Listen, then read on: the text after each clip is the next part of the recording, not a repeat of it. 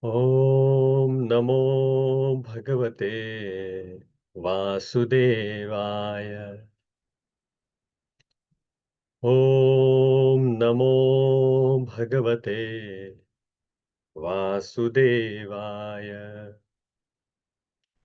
Om Namo Bhagavate Vasudevaya.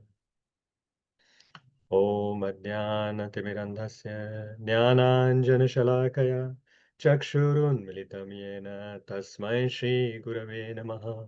Shri Chaitanya Manobhishtam Sthapitam Yena Bhutale Swayam Rupa Kadamayam Tadati Swapadantikam Vandeham Shri Guru Shri Yuta Padakamalam Shri Gurun Vaishnavamscha Shrirupam Sagrajatam Sahagana Raghunathanvitam Sajivam Sadvaitam Savadhutam Parijana Sahitam Krishna Chaitanya Devam Shri Radha Krishna Pada Sahagana Lalita Shri Vishakhanvitamsha He Krishna Karuna Sindho Deenabandho Jagatpate Gopesha Gopika Kanta Radha Kanta Namostute Tapta Kanchana Gaurangi Radhe Vrindavaneshwari Vrishabhanu Sute Devi Pranamami Haripriye Vancha Kalpatarubhyascha Kripa Sindhubhya eva cha Patitanam Pavanebhyo Vaishnavebhyo Namo Namaha Namo Vishnupadaya Krishna Prishtaya Bhutale Srimate Bhaktivedanta Swamin iti namine Namaste Saraswate Deve Gauravani Pracharine Nirvishesha Shunyavadi Paschatya Deshatarine Jai Shri Krishna Chaitanya Prabhu Nityananda Shri Advaita Gadadhar Shivasadi Gaura Bhaktavrinda Hare Krishna, Krishna Krishna, Hare Hare, Hare Rama, Rama Rama, Hare Hare, Hare Krishna. So welcome back to Wisdom of Srimad Bhagavatam session. So we are currently looking at the second chapter, which is the Divinity and Divine Services. Divine Service. So in the last session, our aim was to cover up to 22 verses, but somehow or the other, we only completed up to 15th verse. So let us just quickly do a recap of these 15 verses. So we saw at the beginning of the chapter, Sūta Gosvāmī, Śrīla Sūta Gosvāmī, he was very satisfied with the 6 questions which were asked by Shaunakadi rishis.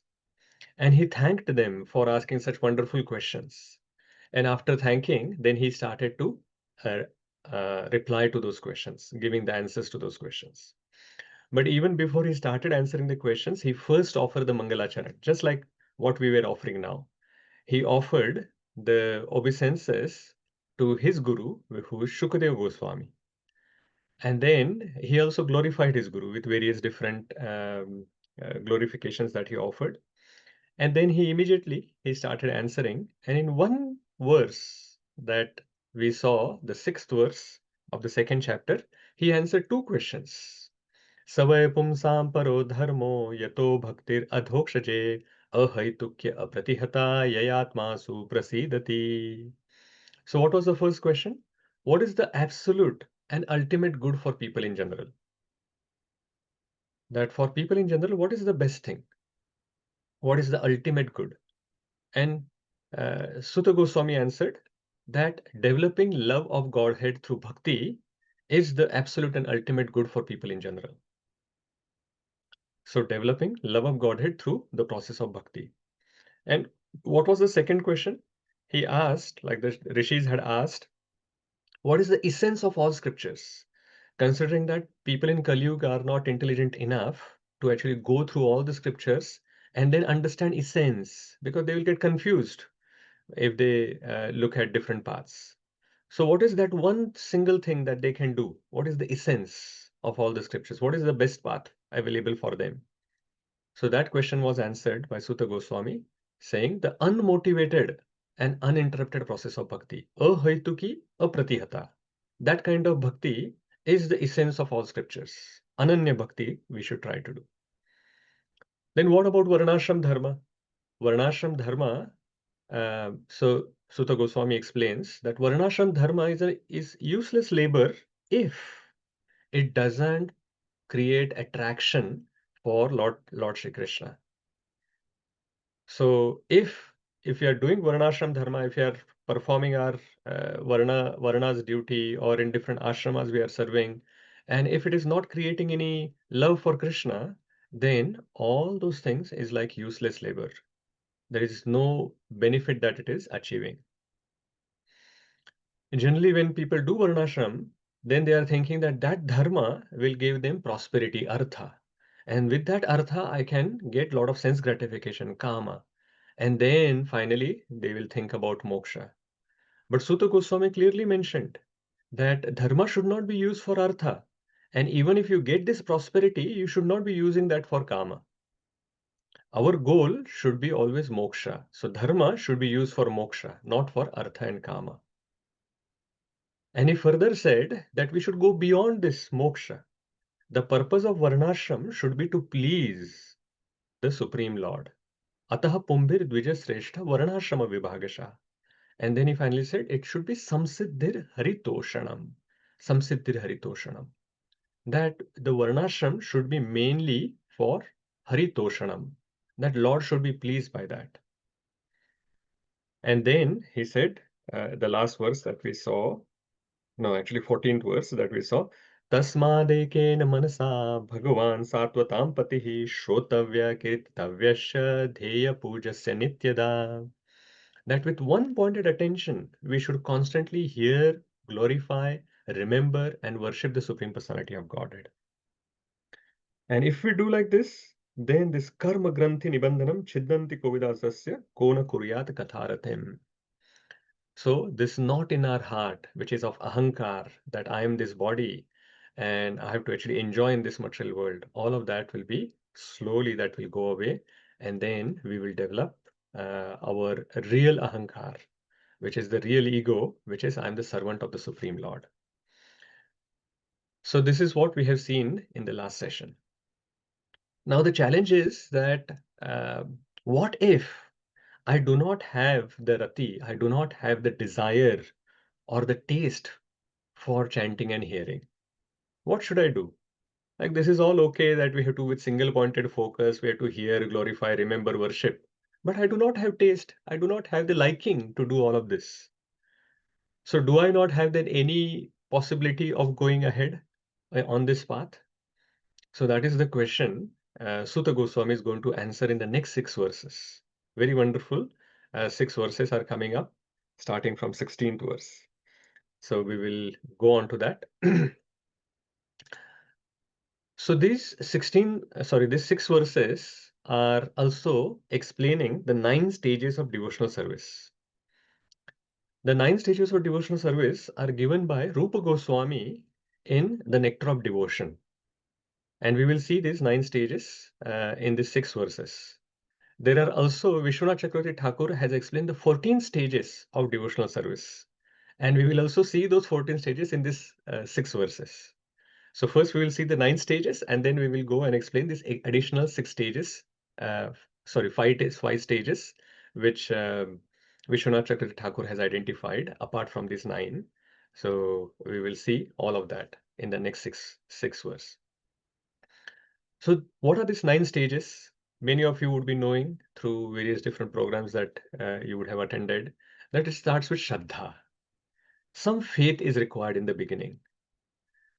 And the faith can be on the spiritual path, spiritual process, scriptures, or the person who's speaking it. Some faith on something is required, on the spiritual side is required before you actually start this system or the stages of bhakti. Once you have some śraddhā, then you will actually do sadhu sangha. You will want to actually hear those lectures. Then sadhu sangha will happen. You will associate with devotees, hear their instructions. And once you have heard the instructions, you will start doing bhajan kriya. What is bhajan kriya? just the following the instructions and going ahead on the spiritual path. One of the bhajan kriya is also taking initiation, diksha. So you take diksha, you start following the instructions of the guru, and that is the process of bhajana kriya, the third stage. When you start doing this bhajana kriya, then the anarthas in the heart will go away. What are these anarthas? Mainly the material desires that we have. All of those material desires will slowly start dissolving, and your heart will be filled with spiritual desires. And when you have sufficiently removed material desires and the spiritual desires have gone into your heart, then there will be nishtha. Now, śraddhā and nishtha are both faith. But śraddhā is like a very fickle faith. You have some faith, but you're not very fixed up. But at the stage of nishtha, it is very, very fixed up faith. And when you continue with this nishtha, then ruchi or the taste for the spiritual process develop. You will like to do chanting. The taste for chanting has improved. Taste for Krishna Katha has come up. And you would want to actually do more and more. And while you're doing that, then this strong attraction, asakti will develop for it. And when you continue like this, then bhava and prema will come. Bhava is just prema only, but it is in the budding stage, whereas the prema is a bloomed stage of the flower. So that is how śraddhā to prema we can progress. And we can, these 9 stages can be also used for checking where we are on our path. So many of us maybe or just at the Shraddha level, we may not be associating a lot with the devotees yet. And those who are associating a lot, they can say that, okay, I'm at the Sadhu Sangha level, or they are following the process like sadhana bhakti process. So then they are at bhajana kriya level. And then if they have done the bhajan kriya for sufficient time, then some of the anarthas would be going away. So they will be at anartha nivritti. Now this anartha nivritti stage takes a lot of time. Like this 4th stage is like probably the longest one that is there in this 9 stages. It takes a long time. And then nishtha will come, ruchi, asakti, bhava and prem will come. So depending on where we are, we can understand that how we are progressing in the process of bhakti. And also interestingly, that if your anartha nivritti is not happening properly, that means your bhajan kriya is not being done well. Or if you're seeing that your sadhana is not happening properly, that means your sadhu sangha, like the previous stage, is not being done properly. And if you're not doing sadhu sangha, you're not associating with devotees and not respecting them, not hearing from them, then you do not have śraddhā. Faith is weak. So that is how we can actually see that if you are not progressing beyond a particular stage, then that means the previous stage is not yet done properly. So we should just go back and focus on improving our previous stage. So if you want to improve your sadhana, associate more with devotees. If you want to do anartha nivritti, do your sadhana properly. If you want to have firm faith, then you have to have anartha nivritti done. Like material desires needs to be taken out and the spiritual desire needs to be increased in our heart. So that is how these 9 stages are there. So this was just a brief background of these 9 stages. Now we will see those 9 stages in the next 6 verses. Are we all ready? Okay. Verse number 16, 1.2.16. Shushusho shraddhānasya vasudeva katharuchihi syan mahatsevaya vipra punyatirtha nishevanat. Anyone wants to recite this verse? Very wonderful verse. Yes, Bhageshwari Mataji. Hare Krishna. Susrusho Shraddha Dhanasya Vasudeva Kata Ruchi Shyan Mahat Sevaya Vipra Punya Tirtha Nishevanat. Yeah, thank you. You can read the translation as well, Mataji. O twice-born sages, by serving those devotees who are completely freed from all vice, great service is done. By such service, one gains affinity for hearing the messages of Vasudeva. Yes. So the answer is given here. Like if we do not have the ruchi or if you do not have the taste for hearing and chanting, is there any way forward for us? Yes. We can develop Vasudeva Katha Ruchi by doing Shushushu Shraddha Vasudeva Katha Ruchi Syan Mahat Sevaya. So we can associate with the devotees and serve them. So that is how we can develop the Katha Ruchi. We can develop the affinity for hearing the message of Vasudeva by serving the pure devotees of the Lord. So here you can see there are these stages. We will actually come to them one after another. But service to the devotees will lead to the affinity to hear. So this is the thing. Let us read this paragraph, last paragraph.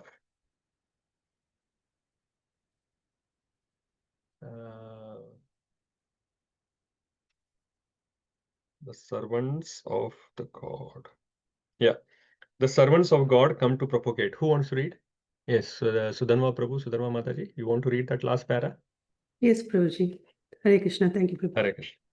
The servants of God come to propagate God consciousness, and intelligent people should cooperate with them in every respect. By serving the servant of God, one can please God more than by directly serving the Lord.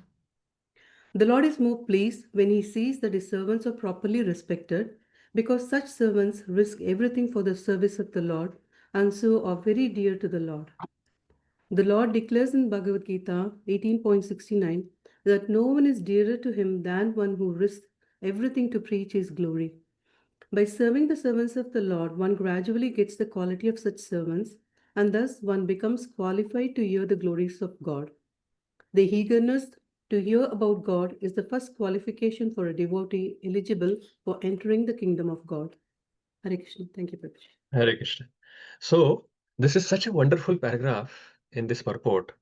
Srila Prabhupada is saying, the eagerness to hear about God is the first qualification of a devotee eligible for entering the kingdom of the God. And this qualification we can get in association of devotees. Special qualification we can get in association of pure devotees especially. And these pure devotees are very dear to Lord Śrī Krishna because they are taking so much effort for propagating the message of Krishna consciousness to everyone. And Srila Prabhupada is quoting this Bhagavad Gita 1869 that there is no one else who is more dear to Krishna than the one who is actually spreading this message of Krishna consciousness. By serving the servant of God, one can please God more than by directly serving the Supreme Lord.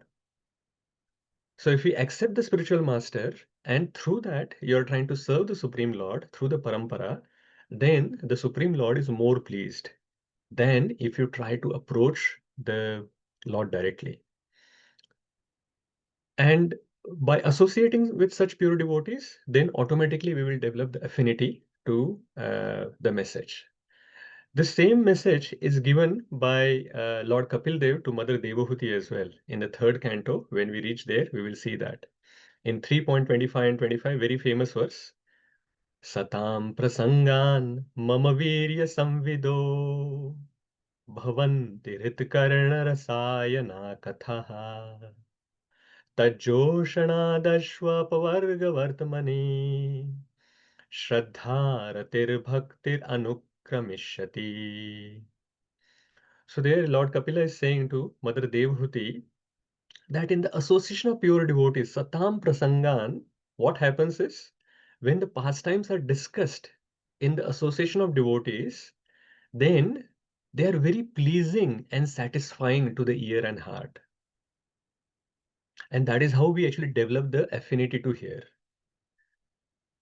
So if you just hear the pastimes from some professional reciters or some non-devotees, then they are not very pleasing and satisfying to the ear and heart. But when you hear from devotees, then it becomes more pleasing and more satisfying to the ear and heart. And that is how we will develop the taste. We will want to hear more and more. It is simple that when, like before coming to New Zealand, hardly anyone knows about rugby. What is it? But when at your workplace, every time in lunchtime or even some chit-chatting as well, people still just talk about rugby. So just by associating with them, you will know a little bit about rugby, what is happening, what is there. And some of them, if they go a little bit more deeper into it, then they will also develop affinity to watch that rugby matches. And they will even identify those players. Otherwise, if the rugby player goes next to me, I won't even identify them. But those who have developed the affinity, then they can actually relate more about that game. Similarly, if you actually are in the association of devotees, they are going to talk about Krishna. And in that association, you'll automatically want to know more and more about Krishna. So their desires will get reflected in your heart as well. And that is how you will also develop those desires. And here in this verse, it is mentioned, Punya Tirtha Nishevanat. And if you see the word-to-word translation, Srila Prabhupada has translated, Tirtha means those who are cleansed of all vice. So they are already pure. So Tirtha Kshetra, all these holy places, they are all purifying.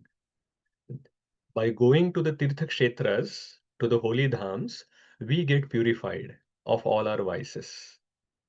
But the same effect comes when we are in association of devotees as well. So they are already pure, and by coming into their contact, we also become pure. And what is that purity? That the material desire goes away and the spiritual desires come into our heart.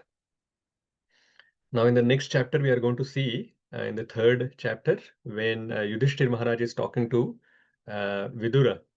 He says, Bhavadvida Bhagavatas Tirtha Bhuta Swayam Vibho Tirthi Kurvanti Tirthani Swanthasthena Gadabhrita. So Yudhishthir Maharaj says, Oh Vidura, the devotees like your good self are like holy places personified. Because you carry the personality of Godhead in your heart. So you turn all places into the place of pilgrimage. So generally the holy places are places where the Lord has performed some pastimes. But the pure devotee is carrying the Supreme Lord in their heart. So wherever they are going, that means that is where the Lord is there. So that means any place that the pure devotees are, those become Tirtha Kshetras. So they are the holy places personified. They are walking holy places. And just by coming in contact with them, we get purified. We get these spiritual desires. This transfer of desire happens. Sangata sanjayate kama. So when we associate with someone, their desires come into us. So this is what this verse is mentioning. So in this verse, we can see there are three stages. Śraddhā is there. So we have to have faith in the devotees. Then sadhu sangha, serving the devotees, that is there, associating and serving the devotees. That sadhu sangha stage is there. And then the third one is bhajana kriya. So affinity to hear Krishna Katha will come. So in this verse number 16, out of these 9 stages, first 3 stages, Shraddha, Sadhu Sangha and Bhajan Kriya is mentioned. So there is also this wonderful pastime about how in association of devotees, by serving the devotees and associating them, we attract the mercy. So this is a famous pastime of Devananda Pandit.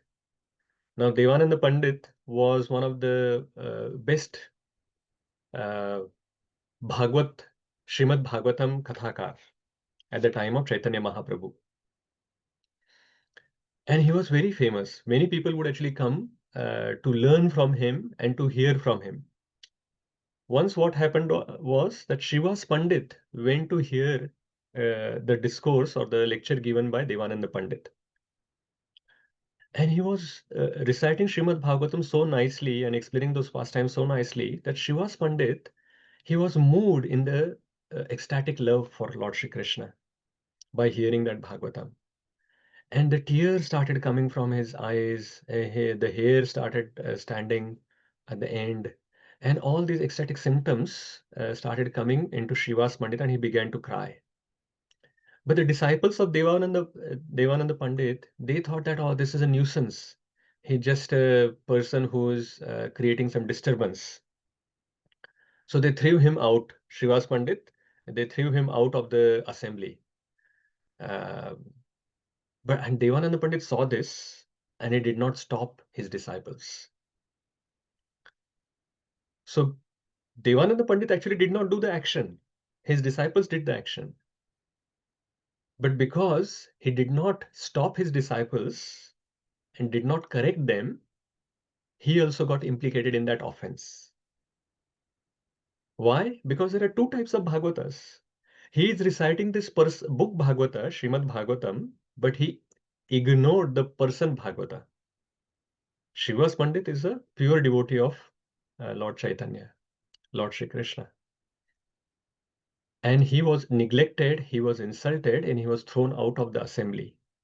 So when Chaitanya Mahaprabhu heard this, that Srivas Pandit was disrespected by Devananda Pandit, then he said that those who read book Bhagavata but don't offer respects to the devotee Bhagavata, they are simply offenders. Even if they read Srimad Bhagavatam for millions of lifetimes, still they will never attain love of Godhead. So if you do not respect person Bhagavata and you keep reading book Bhagavata, then you will not get love of Godhead for many lifetimes. So Chaitanya Mahaprabhu said that the devotee Bhagavata and book Bhagavata are not different. In order to understand the book Bhagavata, one must first sincerely serve the devotee Bhagavata. That is what this verse is saying. Mahat Seva. Mahat Seva is very important. If we do Mahat Seva, then we will get love of Godhead. We will get mercy of the Lord, and then we will get love of Godhead. So Mahaprabhu neglected Devananda Pandit, and he didn't bestow his mercy on him. So that is why Devananda Pandit never felt bhakti he in his heart. He was even chastised by Chaitanya Mahaprabhu. So after few days, what happened was Vakreshwar Pandit, he came to perform some dancing and chanting of holy name in Kulia Gram. So at that, when Devananda Pandit heard that Vakreshwar Pandit is coming, another pure devotee is coming to chant and dance, he went there to see. And when he saw Vakreshwar Pandit and ecstatically dancing, these ecstatic symptoms which are coming from on his person as well, then he understood, oh, such a wonderful devotee, such a pure devotee. And he had the desire to do some service for Vakreshwar Pandit. So when Vakreshwar Pandit was dancing, he was dancing non-stop. And it was not a dance for 5 minutes, 6 minutes. He danced for 2 praharas, 6 hours non-stop. 6 hours dancing ecstatically. So when people heard that Vakreshwar Pandit has come and he is dancing ecstatically and so wonderfully, many people gathered around him. And seeing this, that they are disturbing Vakreshwar Pandit and they are coming in between his dance. So what Devananda Pandit did, he took a cane and he started pushing all the crowd so that Vakreshwar Pandit can dance nicely without obstruction. So that is how this dance went for 6 hours. And when the dancing was finished and Vakreshwar Pandit sat down, Devananda Pandit went and offered his dandavat to Vakreshwar Pandit. And he became very pleased with the service that Devananda Pandit had done, and he gave him the blessings. May you attain devotion to Lord Śrī Krishna. And from that day, devotion started coming into his heart. And when Chaitanya Mahaprabhu met Devananda Pandit again afterwards, he said, because you have served Vakreshwar, you have served him, I have noticed you. And that is why I am giving my mercy to you now. So you see this? Like if you disrespect a Mahat, then you get like this from one person's example. You can actually see both sides. If you disrespect the devotee, what could be the result? And if you do some simple little service, it was not even like he did service for many years or something. For 6 hours, he did some service. And the Lord became so pleased. And he gave his mercy. He gave love to Devananda Pandit. So this is how Mahat Seva is very, very important. Service to devotees is important. Okay, and that is how we get the spiritual desires, we get the mercy. Let us go to the next verse, 17th verse. Shrunvatam swakatha Krishna punya shravana kirtanaha hridayantastoya bhadrani vidhunoti suhrisatam. Who wants to read? Hare It's Krishna another Prabhu. wonderful verse, but we will just move ahead and read the translation. Hare Krishna Prabhu, can I read? Yeah, go ahead, and then Shama Mataji Gaurchandra Prabhu, you can do next. Shri Krishna, the personality of Godhead, who is the Paramatma, Super Soul, in everyone's heart, and the benefactor of the truthful devotee, cleanses desire for material enjoyment from the heart of the devotee who has developed the urge to hear his messages, which are in themselves virtuous when properly heard and chanted. Hare Krishna Prabhu. Thank you. Hare Krishna. So as we were seeing from the previous pastime, when you have some association of devotees and some service with devotees, the Lord gets pleased. So we saw Chaitanya Mahaprabhu got pleased there. Here, this verse is saying that Paramatma in the heart, who's not different from the Supreme Lord and Chaitanya Mahaprabhu. So Paramatma gets pleased, and then that Paramatma from within the heart, he does the effect or the task of cleansing the heart. He cleanses the desire for material enjoyment from the heart of the devotee who have developed the urge to hear his message, which are in themselves virtuous when properly heard and chanted. So this is the process of bhajana kriya and anartha nivrutti. So we saw these stages, the third and fourth stage, which is the bhajan kriya and anartha nivrutti, is mentioned here. So when someone is properly hearing and chanting, then the anartha nivrutti happens. And anartha nivrutti happens not by your effort, but if your sincere effort pleases the Supreme Lord, then the Supreme Lord actually removes your anarthas. So we should never think that by my own effort, I will do anartha nivrutti. It is not possible. What is possible for us is to actually do sincere effort, do our sincere bhajana kriya, sadhana we can do. And then patiently wait that when the Lord notices, when the devotees of the Lord notices, and by their mercy, by their blessings, our anartha nivrutti happens. So this is the reciprocation of the Lord. Anyone who's doing sincere service, Lord reciprocates with them. Srila Prabhupada explains in the purport that the Lord is very eager for us to come back to him. He's waiting for us. And that is why he immediately wants to reciprocate with us. By doing this, slowly we can do the anartha nivrutti. Depending on our eagerness, in proportion to our eagerness to serve and our sincere effort, our sincere sadhana, to that proportion, he will also cleanse our heart. In Bhagavad Gita also we have seen, in Chatushloki Bhagavad Gita, Krishna says that Tesha mevanu kampartham aham ajnana jamtamaha nashayame atma bhavasto jnana deepena bhasvata. That I, who's sitting in the heart of everyone, I will give the knowledge. And the ignorance will go away. The darkness will go away. So the same thing is mentioned in this verse, that the Lord is going to remove these material desires, which is ignorance, and then give the knowledge or give this light, which is the spiritual desires. Okay, let us go to the next verse. Very famous verse, 18th verse. Nashtaprayeshu abhadreshu nityam bhagavata sevaya bhagavate uttama shloke bhaktir bhavati naishtiki.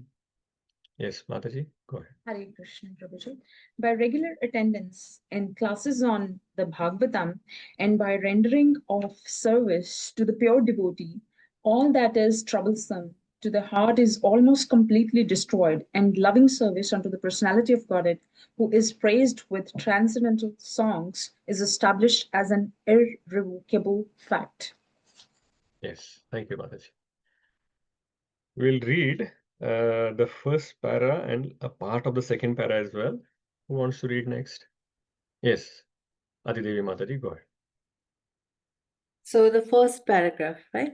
Yeah, you start first paragraph and second paragraph as well, 2-3 lines. I'll ask you to stop somewhere. Okay. Here is the remedy for eliminating all inauspicious things within the heart, which are considered to be obstacles in the path of self-realization. The remedy is the association of the Bhagavatas. There are two types of Bhagavatas, namely the book Bhagavata and the devotee Bhagavata.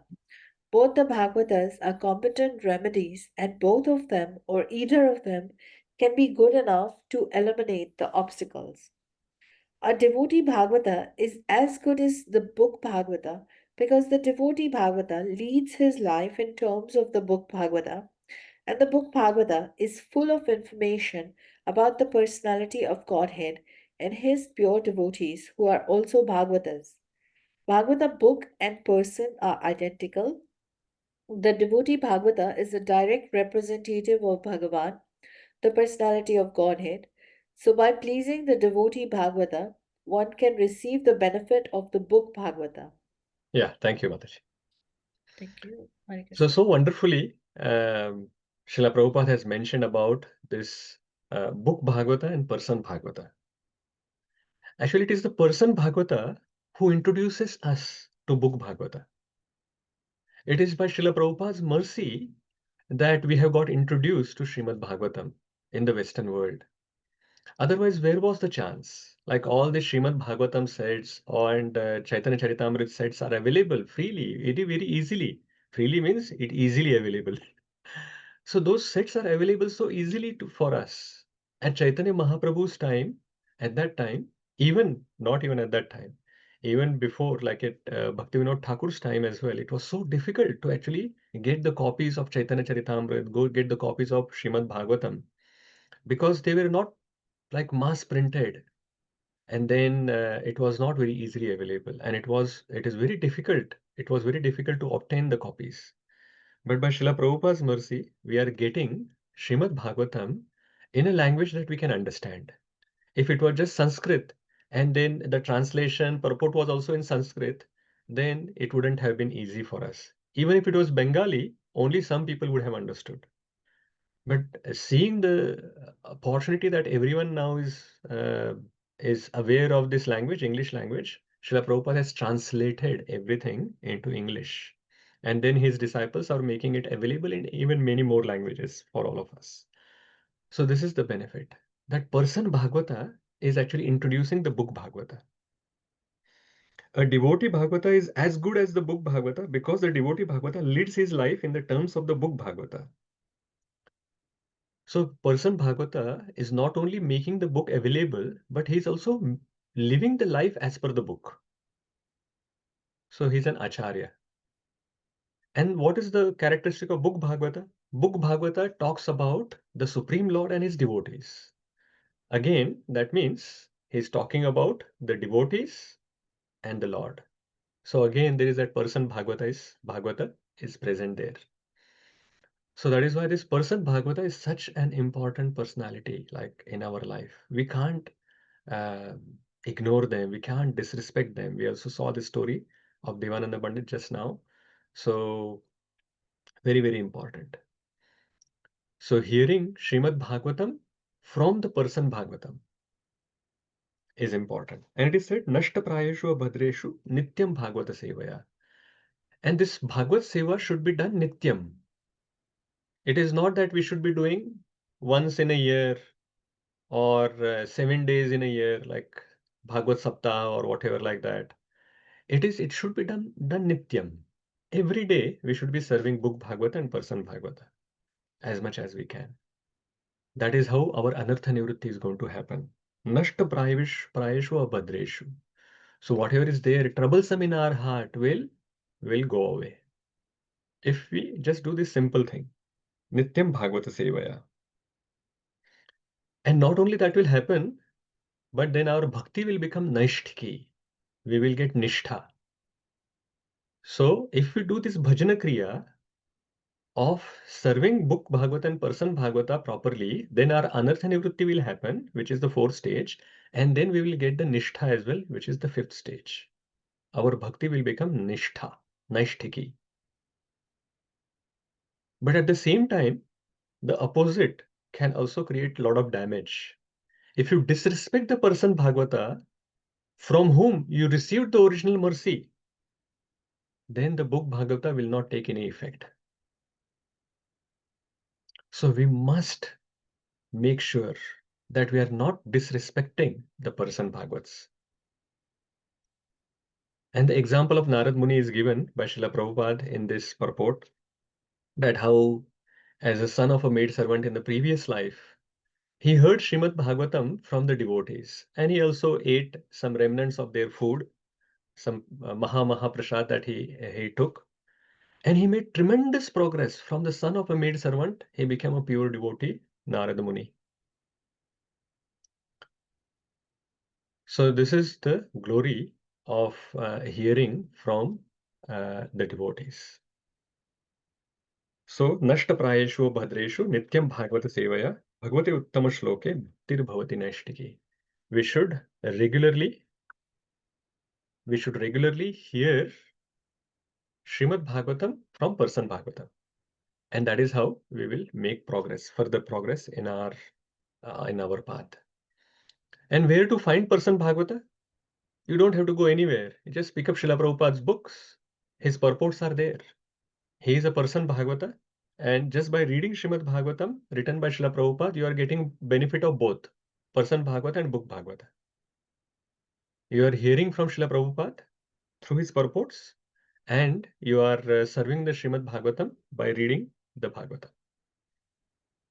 So in Srila Prabhupada's books, you get the benefit of both. So just by reading Srimad Bhagavatam given by Srila Prabhupada every day, even for few minutes, you can do Nityam Bhagavata Sevaya. So I highly recommend, I mentioned that in the previous session as well, I highly recommend to read Srimad Bhagavatam, Chaitanya Charitamrita, Bhagavad Gita daily for few minutes, more the merrier. And that is how we can make progress in our life. And we can slowly our anartha nivritti will happen, and we will get nishtha, firm faith in Lord Śrī Krishna, in the process of bhakti, and that the process of bhakti will give us love of Godhead. We will have firm faith in that case. Okay, let us move on to the next verse, 19th verse. Tada rajastamo bhava kamalobhadayasche chetayetairanā vidham sthitam sattve prasidati. Who was next? I think Shiva Prabhu, Sadashiva Prabhu, you had raised your hand earlier. Thanks, Prabhuji. Hare Krishna. As soon as irrevocable loving service is established in the heart, the effects of nature's modes of passion and ignorance, such as lust, desire, and hankering, disappear from the heart. Then the devotee is established in goodness and he becomes completely happy. Thank you, Prabhuji. Thank you, Prabhuji. So how this the cleansing process works is mentioned here. The lower modes disappear, like the passion and ignorance, they disappear, and the person is established in goodness, and then actually they move on to Shuddha Sattva, pure goodness. Their material desires vanish. Like when it is said that the passion and ignorance goes, that means this passionate desires, ignorant desires, tamasic desires, rajasic desires from our heart, they will go away. And then the spiritual desires are filled into our heart. The lower modes disappear and one becomes happy. And this is the stage is referring to Ruchi and Asakti. When can we develop Ruchi and Asakti for the Supreme Lord, for Krishna Katha? It is only possible when our Ruchi and Asakti for material things go away. So when the material modes are removed, they actually vanish from our heart, only then the ruchi and asakti for the Supreme Lord will come into our heart. So this is the stage of which is mentioned in the 19th verse. So in the purport, Srila Prabhupada mentions quite a few important points. He says devotional service is not inactivity. The last line of the first para. The devotional service is not inactivity, but the unalloyed activity of the soul. Unalloyed means it is not mixed with the material modes. So this is a pure activity of the spirit soul in the service of the Supreme Lord. That is devotional service. Okay, let us move on to the next verse. Mataji, you have some question? Yes, Shama Prabhuji. Mataji? Okay. Prabhuji, Hare Krishna. Can I quickly ask a question, Prabhuji? Yeah, go ahead, Mataji. So, Prabhuji, why then it's not given Shuddha Sattva? Why it is said that goodness, it can be confused with the mode of goodness, why it's not given here pure goodness so that we can understand it more clearly? Yeah, goodness and pure goodness, the goodness is material mode, but when we actually develop complete goodness, 100%, then it becomes Shuddha Sattva. When there are no material desires remaining from the goodness as well, then we actually go to Shuddha Sattva. So that is the goodness is the springboard, we generally say, that we have to somehow or the other remove the passion and ignorance and come to the stage of goodness.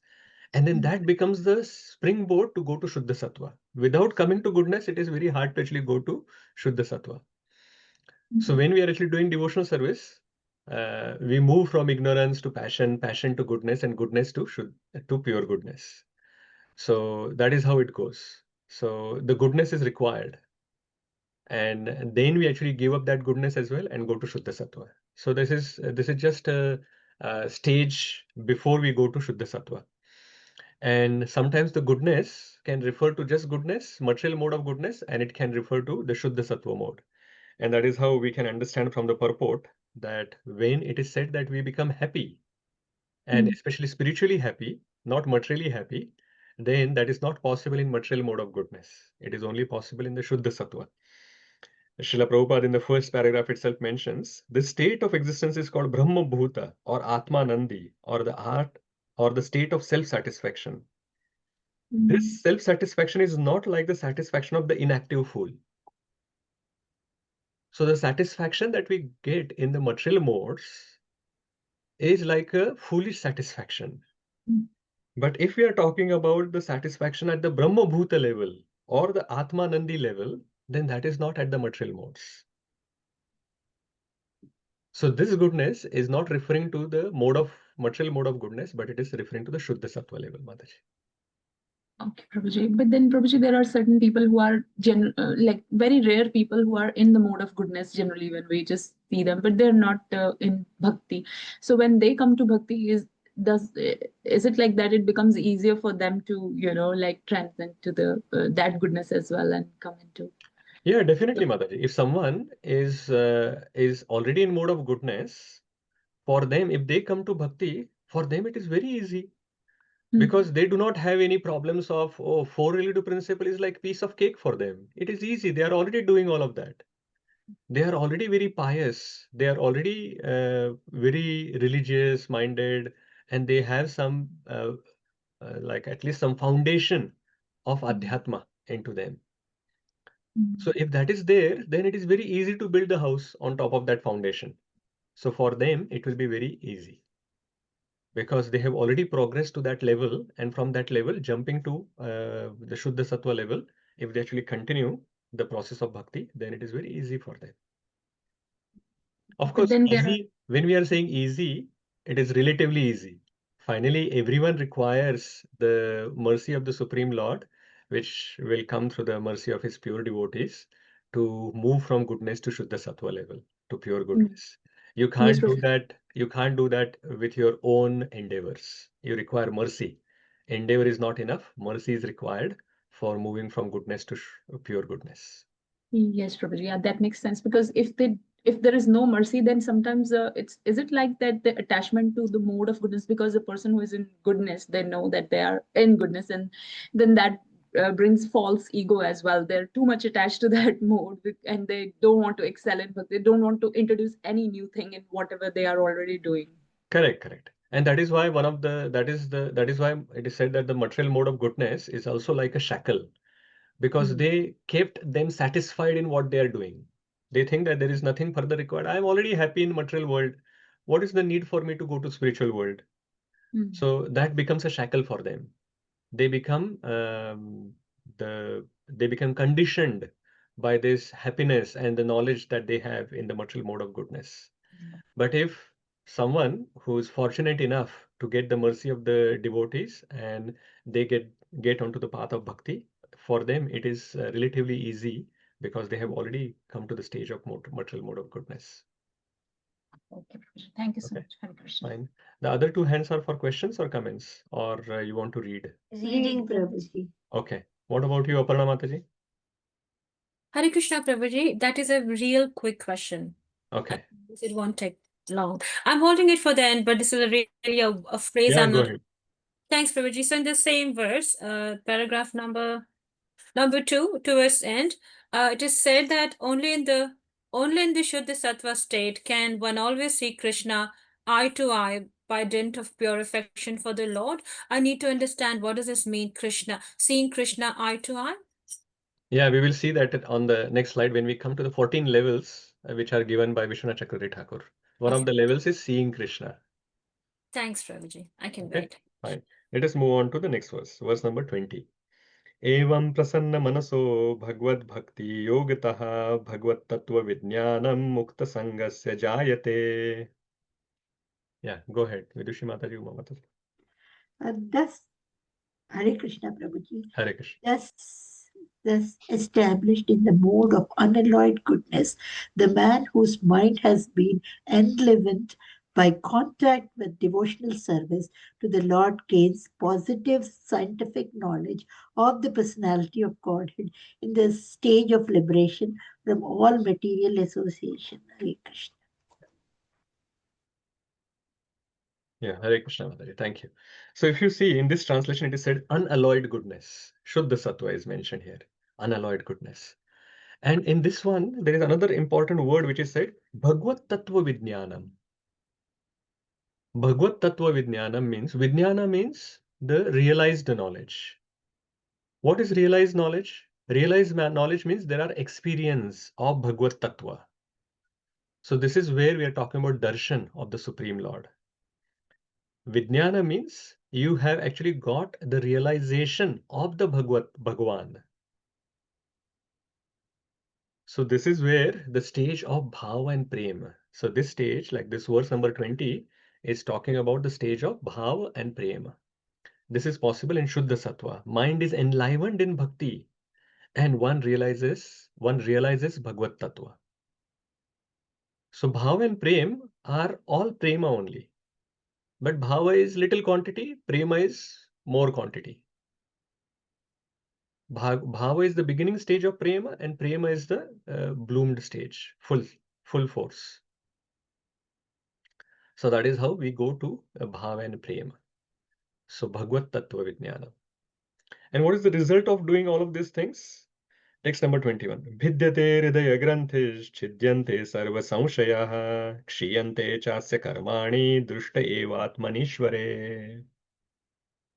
Who's next? Yes, Surananda Prabhu. Go ahead. Hare Krishna, Prabhuji. Thus, the knot in the heart is pierced, and all misgivings are cut to pieces. The chain of fruitive actions is terminated when one sees the self as master. Right. Thank you, Prabhuji. Result of following the process of bhakti. Vidyante hridaya granthis. Chidyante sarva samshaya. Kshiyante chasya karmani. Three things which are mentioned. Vidyate hridaya granthis. This knot in the heart is there. And Srila Prabhupada explains that in the last paragraph, he says that this knot is called ahankar. This knot which is mentioned, the knot which is pierced, is the knot is called ahankar and is falsely obliges a living being to become identified with matter. So in the last paragraph, the second or third line, you can see this knot is called ahankar. Very important word. So we in our heart, this material attachment is there of everything. And because of this, we are thinking that I am not this body. I'm not a soul, but I'm this body only. And all our activities are related to our body. But when you actually start doing this process of bhakti, then this knot is pierced. We start understanding that I am not this body, I am spirit soul, I am servant of the Supreme Lord. I have to actually do devotional service to the Supreme Lord. And that is how Vidyate Hridaya Granthis. And then Chidyante Sarva Samshaya. All misgivings, any and all of our doubts, they are cut to pieces. And not only that, then Kshiyante Chasya Karmani. All of these reactions that we are carrying from millions of lifetimes, it is like the Mount Everest on top of our head. It is invisible mountain of all our material reactions. That what happens is, it is terminated. Chain of karma is terminated. So this is what happens when we are continuing on this process of bhakti, and we realize our own self. Then all our misgivings, like all our doubts, are clarified. The chain of karma is terminated, and then we are at that pure stage. So that is how the process of bhakti takes us from śraddhā to prema. So very wonderfully, these 6 verses are giving this 9 stages. And from now, the same 6 verses, we will see the 14 stages of bhakti. Yeah, but before that, is there a question or a comment, Mataji? Or Prabhuji? Yes, Or Prabhuji. Prabhuji, this just the translation where it says, when one sees self as master, is it just seeing the soul as the master here? That's what it means, like giving up your bodily concept? Or how do we understand this exact sentence, Prabhuji? I asked this question yesterday Yes, to Prabhuji, but I visualize couldn't get Surya. that much. Yeah, I thought I want more explanation from you, Prabhuji. Thank you, Prabhuji. Yeah. Maharaj said that when one sees the self as a master, it is mainly he sees there are 2 masters. Actually, in Bhagavad Gita also is mentioned there, 13th chapter. There is a Kshetra and Kshetradnya. There is a Kshetra, which is this body, or the Kshetra can be actually entire universe, whatever we want to see. But depending on here, like in our case, it is this body. That is the Kshetradnya. And there are 2 Kshetradnyas. One Kshetradnya is the soul, and the other Kshetradnya is the Paramatma, the Supreme Lord. So these are the 2 masters which are there. Like we are small masters, Maharaj was mentioning that we are small masters. Qualitatively, we are same as the master, the Supreme Lord. But quantitatively, we are not same. The Supreme Lord is the real master. There is another explanation that we can see, and if you actually look at the previous verses, and if you remember this analogy that we have seen in the Shvetashvatara Upanishad, where there are 5 horses, which are the senses, and then the reins, which is the mind, and then the chariot driver is the mind. Sorry, that is the intelligence. And the passenger who's sitting there is the soul. And if you remember that picture, that passenger who is the spirit soul is very frightened, because what is happening is that all 5 senses are dragging the chariot, and the chariot itself is the body. The chariot, all the 5 senses are dragging the chariot everywhere, and the mind, which is the reins, the intelligence is not able to control it, and that is why it is just going everywhere. So the passenger is supposed to be in control, but passenger is not in control when we are having material desires. So the modes of material nature are in control at that point. Everything is just chaos. But when we actually have come to this stage where the spirit soul has understood that I am the servant of the Supreme Lord, I am qualitatively same as the Supreme Lord, and he's also seeing the Paramatma sitting in the heart, because in the 2 verses before itself, it was said that the Paramatma is doing the cleansing in the heart. So he is actually identifying all of that. At that time, the soul has actually taken control of those horses and the mind, and the intelligence. So he has become now Ishvara. He's a controller in that way, that he is able to now direct the chariot, which is the mind, intelligence, the senses, body, everything in the service of the Supreme Lord. Earlier, even if he wanted to do, he was not able to do. The horses are dragging him everywhere. So in that way, somehow or the other, he has now actually gained the control by the mercy of the Supreme Lord and also in association of the devotees, Mahat Seva. And that is why, in a way, he has become like a small master, small controller. Without that being controlled and engaging those senses in Krishna's service, who is the master of all senses, Rishikesha, we can't progress further. So that is how, when one sees the self as a master, we can understand like that. But of course, the real master, Srila Prabhupada has clearly mentioned in the purport that the real master is the Supreme Lord. We are the small masters. Thank you so much, Prabhuji. Wonderfully explained. Hare Krishna. Yes, Gaurchandra Prabhu or Mataji. Hare Krishna Prabhuji, I also had the same question. But in the explanation, another question arose. So, so when you say that once the soul say for example, if I just go in that picture that you were explaining, so now the soul is holding the reins, the horses, right? And the horses, that means he's controlling the mind and the senses. That's what you were explaining. So And the soul is not holding the reins, but the soul has the control over all of that. So intelligence is still holding the reins, which are the mind, and the mind is controlling the senses. But the intelligence has become stronger, and it is listening to the soul instead of listening to or giving the free hand to the mind and the senses.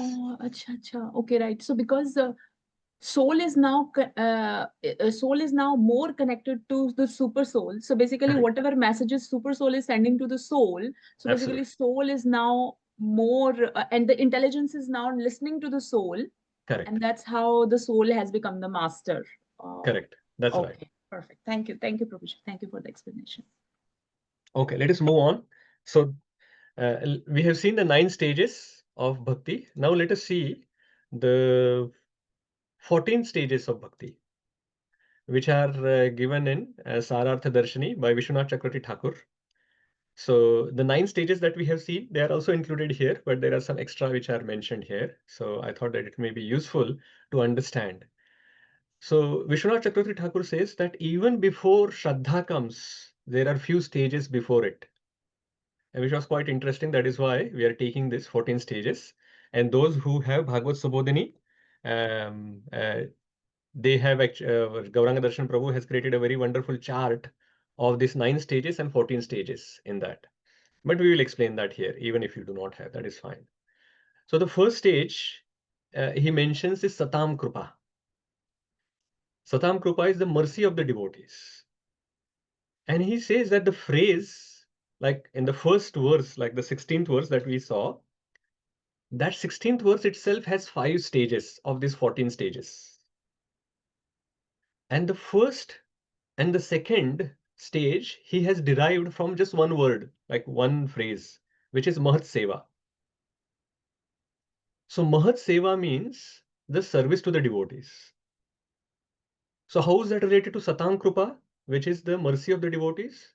He says that the opportunity to serve the devotee arises from the causeless mercy of the devotee. Because if the devotee doesn't provide an opportunity to serve him or her, where is the question of doing Mahat Seva? So the first thing is Satam Krupa, that there is a mercy of the devotee. So mercy is the first step, that the devotee is merciful enough to give the opportunity to do second stage, which is Mahat Seva, service to the devotee. Then by doing that, you will develop faith, śraddhā, and then Guru Padashraya. He has referred to this again, the same verse where it is said Punya Tirtha Nishevanat. So he says that Tirtha, he quotes the Amar Kosha dictionary, and he says that Tirtha also means Guru. So a person who's serving the Guru. That means he has taken Guru Padashray. So Guru's lotus feet he has taken shelter of. So that is the next stage, which is in our earlier case, it was like Sadhu Sangha stage, right? So Sadhu Sangha stage is mentioned here. And then Bhajana Kriya he has given as 2 stages. Bhajaneshu Spruha, which is eagerness to worship Krishna. And then the next stage is Bhakti. So that is sadhana bhakti process. So Bhajaneshu Spruha means in this process, this Bhajana Kriya has started. Guru Padashray, someone he has taken, and then they are actually now eager to worship Krishna, and they have started that worship. Worship means like the serving the Supreme Lord has started. Some sadhana bhakti process has started. So this 5 and 6 stage, Bhajanesh Spruha and Bhakti is referring to the Bhajana Kriya that was mentioned in the 9 stages. If you continue doing like that, then Anartha Pagamaha. So disappearance of the obstacles, which is the Anartha Nivrutti stage.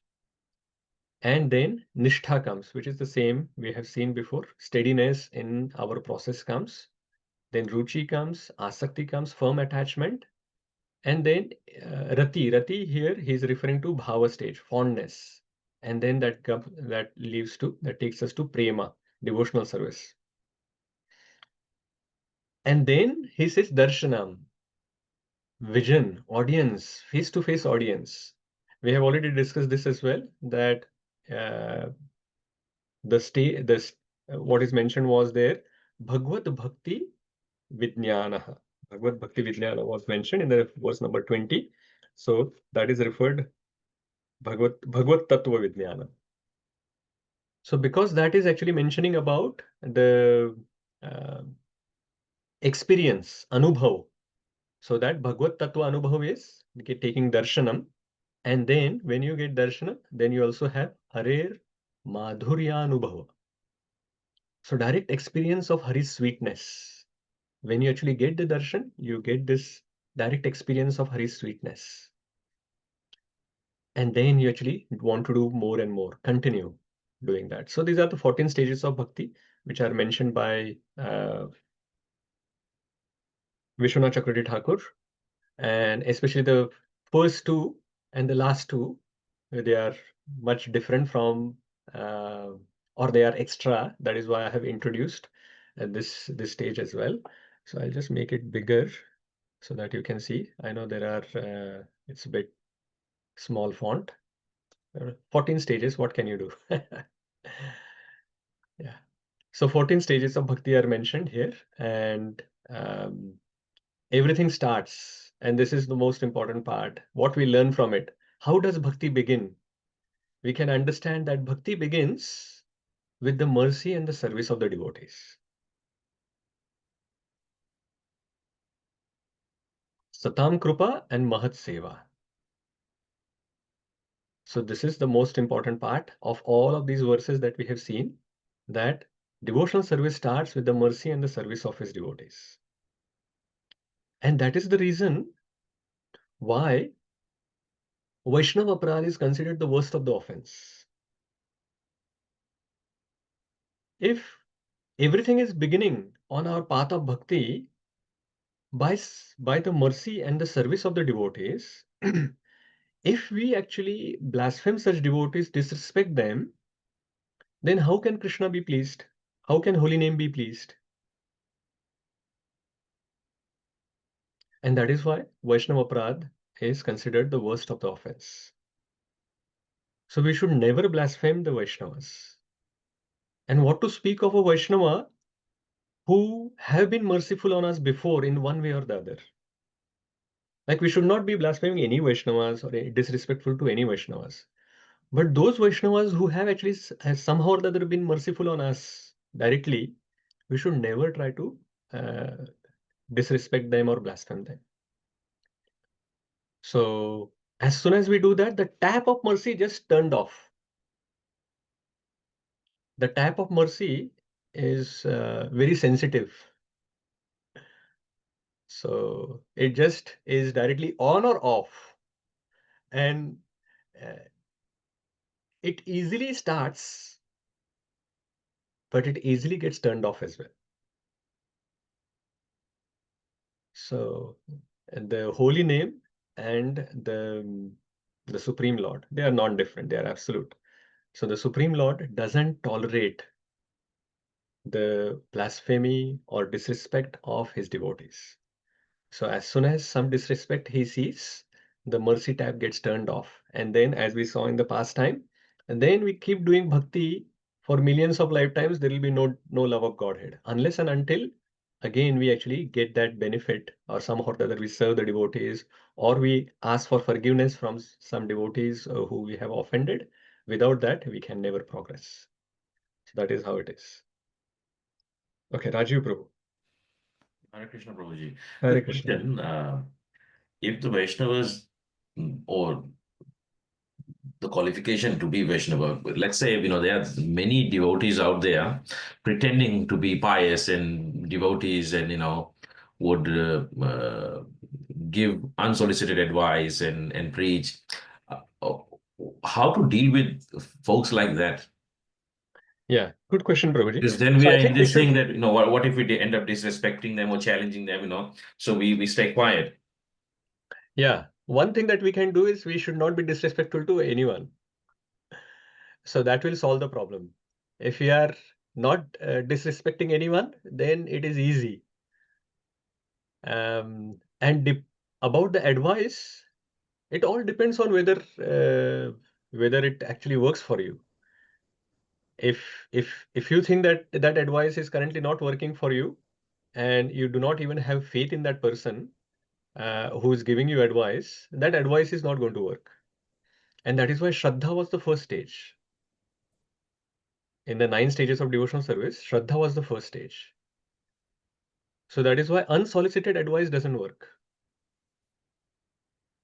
If you have some faith, you develop some relationship with that person, and after that some instructions come, some advice comes, there is a chance that that advice will be followed. And the Vaishnavas know this. They don't give any unsolicited advice to anyone unless we are like the beginning stage where we are beaming with enthusiasm and we want to actually make the entire world Krishna conscious. Just because we have found this diamond Kohinoor of bhakti, we just immediately want to touch that to everyone and make them devotees as well. But unfortunately, that doesn't work like this. We actually implement that in our life, make some difference in our life because by following the process of bhakti, and just by your presence, then the other people will become attracted and they will ask for advice from you. That Rajiv Prabhu, what have you done in the last 1 year, 2 years, because of which you have become a different person? I want to know about this. And then they will become enthusiastic to hear your advice and follow that advice. That is why when we were seeing these 6 verses, we also saw that we have to actually follow those, the book Bhagavata. The person Bhagavata follows the book Bhagavata, and that is when the other people also get benefited from that person Bhagavata. And we will also, if we start following what we are doing, what we are preaching, we will also make progress. Is that okay? Fine. Okay, let us move on. Now, the next 6 verses, we have seen these 6 verses where Bhakti was glorified. Now, the next 6 verses are glorifying Bhagwan. So, verse number 22 to 29. Let us go ahead. अतो वै कवयो नित्यं भक्तिं परमया मुदा वासुदेवे Bhagwati कुर्वन्त्यात्मप्रसादनीम्. Who's next to read? Yes, Vidushi Mataji, go ahead. Hare Krishna Prabhuji. Certainly, therefore, since time immemorial, all transcendentalists have been rendering devotional service to Lord Krishna, the personality of Godhead, with great delight, because such devotional service is enlivening to the self. Thank you, Mataji. So here, Bhakti and Bhagwan both are connected here, and it is said that Bhakti to Lord Śrī Krishna has 2 characteristics. It is delightful and it is enlivening. It is delightful and enlivening. So Bhakti to Lord Krishna is like this. And in Bhagavad Gita as well, if you remember, in the 9th chapter, it was mentioned Susukham. Bhakti was Susukham. It is very delightful. It gives pleasure to heart. Why? Because we are spirit souls. We are not this body. We are trying to find this happiness through this body, which is not going to be happening. But when we connect the soul to the Supreme Lord, then automatically it will be delightful and enlivening. Because the soul and the spirits, the Supreme Soul, the spirit soul and the super soul, they are both having the same characteristics. They are Satchidananda. And that Ananda we will get when we start reconnecting to the Supreme Lord. So Bhakti to Lord Śrī Krishna is delightful and enlivening. Let us go to the next one. Sattvam rajastama iti prakrutir gunastair yuktah para purusha ek ihasya dhatte sityadaye harivirinchi hareti sadnya shreyansti tatra khalu sattvatanor nurnamsyu. Yes, Vikas Prabhu, please go.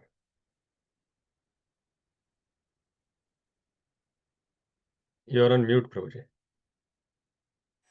Hare Krishna. The transcendental personality of Godhead is indirectly associated with the three modes of material nature, namely passion, goodness, and ignorance.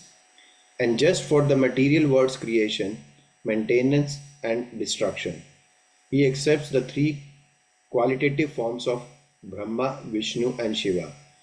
Of these three, all human beings can derive ultimate benefit from Vishnu, the form of the quality of goodness. Hare Krishna. Thank you, Prabhuji. So here the Gunavataras are mentioned. There are three gunas, right? Sattva guna, Rajo guna, and Tamo guna. And the Supreme Lord, for the purpose of creation, maintenance, and destruction, he actually he expands himself to Brahma, Vishnu, and Mahesha, Lord Shiva. So Brahma is actually given the role of creation, and the creation requires a lot of passion. So he is looking after mode of passion. And then Lord Shiva is given the role of destruction. He destroys, he annihilates the world at the end of its time. And that is coming from Tamogun. So he has been actually given to rule the Tamogun. But between creation and maintenance, there is a long period where it has to be maintained. And it's a very difficult task. Maintenance is the difficult task. You see anywhere in the world or anything that you do, you create a company, like form a company, it takes an endeavor. It is much difficult than just closing the company, which is the destruction part. But in between, to maintain that company, maintain the employees, maintain the profit and all of that organization is the most difficult part, the maintenance. And it requires, because it happens over a period of time, it requires consistency. Consistency comes from mode of goodness. Anything that you want to do consistently, like chant your Hare Krishna Maha Mantra regularly, follow your 4 relative principles regularly, all of that requires consistency, that requires certain mode of goodness. If you do not have mode of goodness, you can't do things consistently. You will do one off, then you will just drop, then again you do, then drop. So all of that will happen. So that maintenance activity or the mode of goodness is, because it requires more effort, it is more difficult. It is Lord Vishnu who controls the mode of goodness. Of course, Lord Vishnu is actually the controller of all three modes, but he takes this difficult service to himself. He keeps it. So that is why creation, Lord Brahma, maintenance, Lord Vishnu, and destruction, Lord Shiva.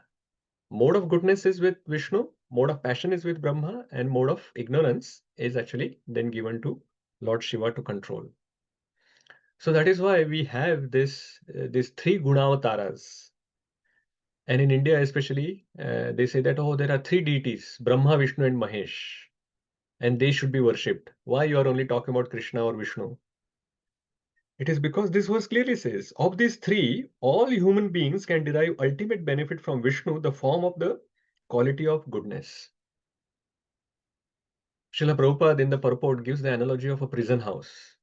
He says that Brahma creates the prison house. Vishnu maintains it, and Lord Shiva destroys it at the end of the at the creation.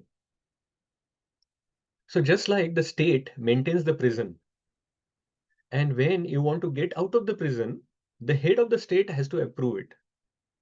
Similarly, Lord Vishnu is the only one who can give you liberation from this material world, which is compared to this prison house.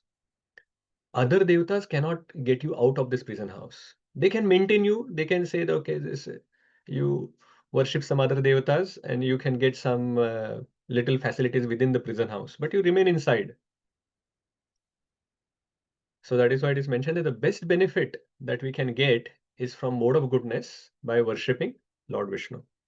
And that is why it is mentioned here that the Vishnu worship is superior to worship of Lord Brahma or Lord Shiva. Why? Because goodness is better than passion and ignorance. So worship of other devatas is okay. We can't be disrespectful to them. But if the devotees want to actually choose, then they choose the worship of Lord Vishnu because that is superior to others. And the same point is further elaborated in the next verse. Verse number by giving an example. So Sūta Gosvāmī is giving an example. He says, Parthivad daruno bhumas tasmad agnistrayimaya tamastastu rajastam tasmad satvam yad brahma darshanam. Yes, Mantramulam. Hare Krishna Prabhuji. The firewood is a transformation of earth, but smoke is better than the raw wood, and fire is still better. For by fire we can derive the benefits of superior knowledge through Vedic scriptures. Similarly, passion, rajas, Vedic sacrifices. Vedic sacrifices, sorry. Similarly, passion, rajas is better than ignorance, tamas. But goodness, sattva, is best because by goodness one can come to realize the absolute truth. Thank you, Prabhuji. Thank you, Prabhuji. So here it is mentioned that passion is better than ignorance, but goodness is even better than passion. And there is an example which is given where the firewood, smoke, and fire is mentioned.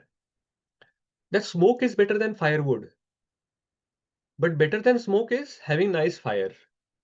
So fire is compared to goodness, smoke is compared to passion, and then firewood is compared to ignorance. And why fire is better? Because in fire, with fire you can do yajna. And through yajna, through the sacrifices, then you can get knowledge. So out of ignorance, passion and goodness is better. And we can progress from ignorance to goodness by, like Srila Prabhupada mentions, that in the purport, that we can progress from ignorance to goodness by taking shelter of a spiritual master. Hence, we should all take shelter of the spiritual master.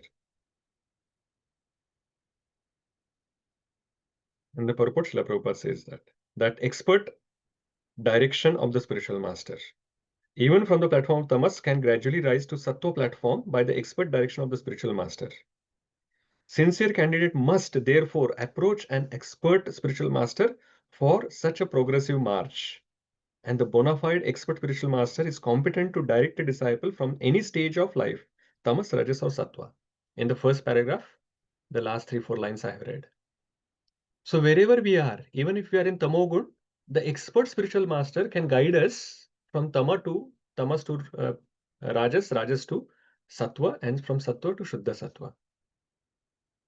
This is how we can go ahead. Yes, Mataji. Hare Krishna Prabhuji, since we are discussing modes, and I always have this question that, say, for example, in our lifetime, we're not able to go to the position of Shuddha Sattva. And but at the time of that, somehow or other, with the arrangement, the mercy of the Lord, we are surrounded with devotees and they are chanting Hare Krishna, and we are also in our senses, say for example, at the time of death, a little bit consciousness is there, and we are also chanting Hare Krishna. So, but we are not cleansed. The heart is not really cleansed, to reach that level of pure goodness. Then at that time, what is our destination, Prabhuji? So yeah, so cleansing of the heart, or saying that we haven't been from goodness to Shuddha Sattva, can happen in one moment as well. Okay. So it is not that it has to actually take long time. Just like we have taken long time to go from ignorance to passion, passion to goodness, we have this expectation that from goodness to pure goodness also will take long time. Yeah, it is possible, but it can happen in a moment's time as well. Because as I said before, it is not based on your endeavor, but it is based on the mercy of the Supreme Lord, which can come through devotees. So it is possible that at the time of death, if by the mercy of the Lord and his devotees, you can jump from goodness to Shuddha Sattva. Sattva to Shuddha Sattva, you can jump, and then you can go back to Godhead. But if for somehow or the other, if we can't cross that bridge because of the strong desires or whatever that we have materially, then we will actually come back. Even if we are hearing the holy name at that time, we will come back. And in the 9th chapter, as the Lord says, that we may take birth in either, if we have advanced in bhakti, then we will take birth in some other Vaishnava's home. And if we had just begun the bhakti and some little progress we have made, then we may take birth in Shrimatam Gehe. So some rich aristocrats where we don't have to actually put a lot of effort for making the ends meet. So we have all the resources available, all the time available, where we can actually again progress and continue from where we had left. The good thing about bhakti is that that neha vikrama nashosti pratyavayena vidyate solpam apyasya dharmasya trayate mahato bhayat. That we don't lose the progress that we have made. We will just continue from where we had left in the next life. That is what will happen. Thank you, Prabhuji. And also Dhruva Maharaj, I'm thinking, from my little knowledge is that Dhruva Maharaj is a Kshatriya, and he was in the mode of passion throughout his life because he has to fight many battles and stuff like that. So, and still, he is having darshan of Lord Krishna face to face. So in mode of passion, can we also, like attain Krishna, like Arjun and Dhruva Maharaj? No. Actually, because they are Kshatriya doesn't mean that they throughout the life they remained as mode of passion. So at the age of 5, when Dhruva Maharaj went to at that time he was in passion. But because he met Narad Muni, and by that Satam Kripa, he got the path of bhakti, and in the 6 months he did this rigorous tapasharya and worshipped the Lord, chanted his name, and he moved from whatever passion that he was to Shuddha Sattva. And that is when he got the darshan of the Supreme Lord. Okay. And after that, even though he was fighting the wars or whatever, he was still fixed in Shuddha Sattva. Okay. So like Arjuna is a pure devotee. It is not that he is fighting a war, that means it is passion. He fighting the war for your own enjoyment is passion. Okay. Because passion's characteristic is that whatever I do, I want the result because I want to enjoy the result. But if you are fighting the battle as per the instruction of the Lord for the pleasure of the Lord, that is not passion. Yes. That is still Shuddha Sattva. Thank you so much. Thank you. Okay. Hare Krishna. Sudhanva Prabhu or Mataji? Yeah, it's in the second paragraph, Prabhuji, in the purport. Prabhupada writes, it's a mistake, therefore, to consider that worship of any quality or any form of Supreme Personality of Godhead is equally beneficial. So, how to understand this, Prabhuji? Like, So the Supreme Lord, expansion. correct. Supreme Lord is actually coming and taking the forms of goodness, passion, and ignorance. So Brahma is also coming from the Lord, Shiva is also coming from the Lord. So someone will say that, okay, Brahma, Vishnu, Mahesh, all are coming from the Supreme Lord. So I will actually just worship the Lord in any form. Like I will worship Lord Shiva or Lord Brahma. Okay. So that is why Srila Prabhupada is mentioning that this worship of the Lord in any form is not beneficial. That in worship in mode of passion and mode of ignorance, which is the worship of Brahma or Shiva, is not as at the same level as worshipping Vishnu directly in mode of goodness. So that is the meaning of that. So he's saying basically simple thing, simple words. He's saying Vishnu worship is better than worship of Lord Brahma and Lord Shiva. Just one, in this context, we have to understand, not the expansion of Vishnu. No. That. He's Okay. clearly saying, right, that consider the worship of any quality. Okay. So that any quality or any form is referring to this, because the translation is referring to the three Gunavataras. Okay. So that is what it is mentioned. It is not that Vishnu Tattva worship, Okay. that Varaha Dev, Vaman Dev, Narsimha Avatar. He is not referring to that. Okay. You can worship any of those forms. Yeah. That's what the confusion was. Okay. No. Okay. Thank you, Prabhu. Okay, let us move on. Oh, there is learner is asking a question. Yes, learner. Oh, that is Hare Mukesh.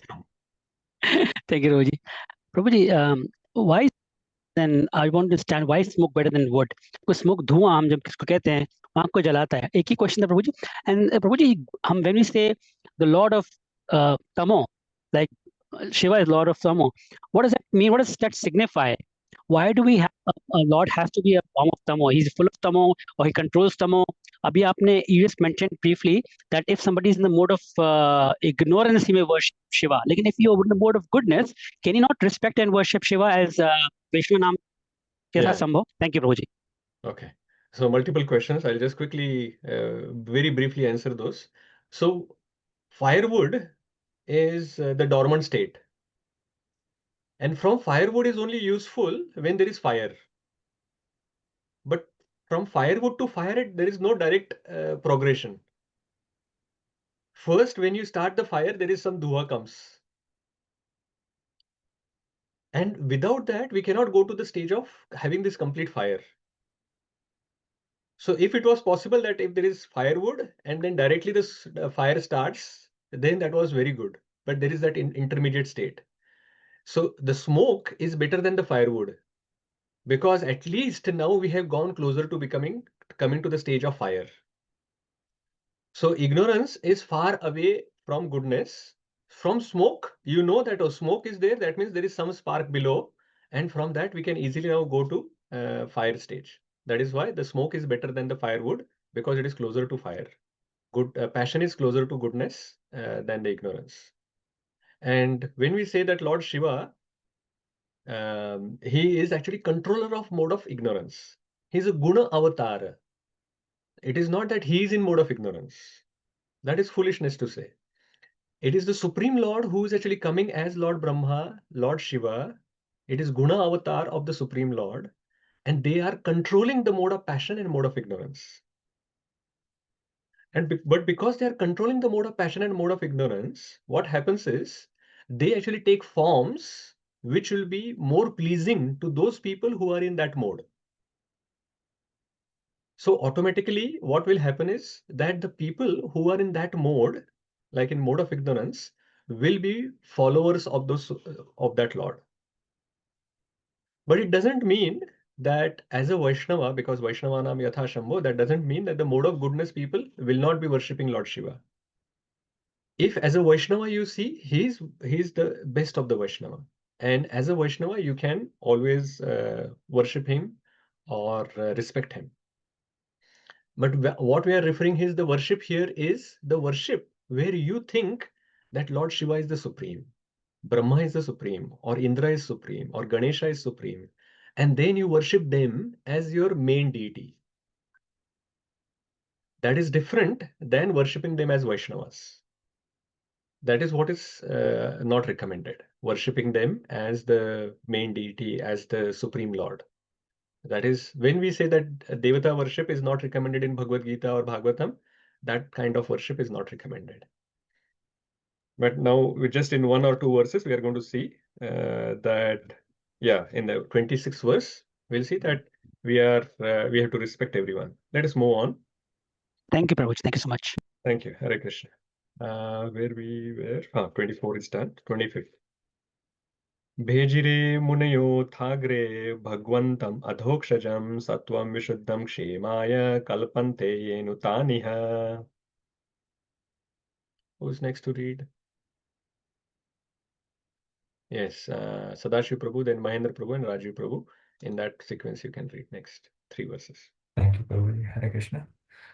Previously, all the great sages rendered service unto the personality of Godhead due to his existence above the three modes of material nature.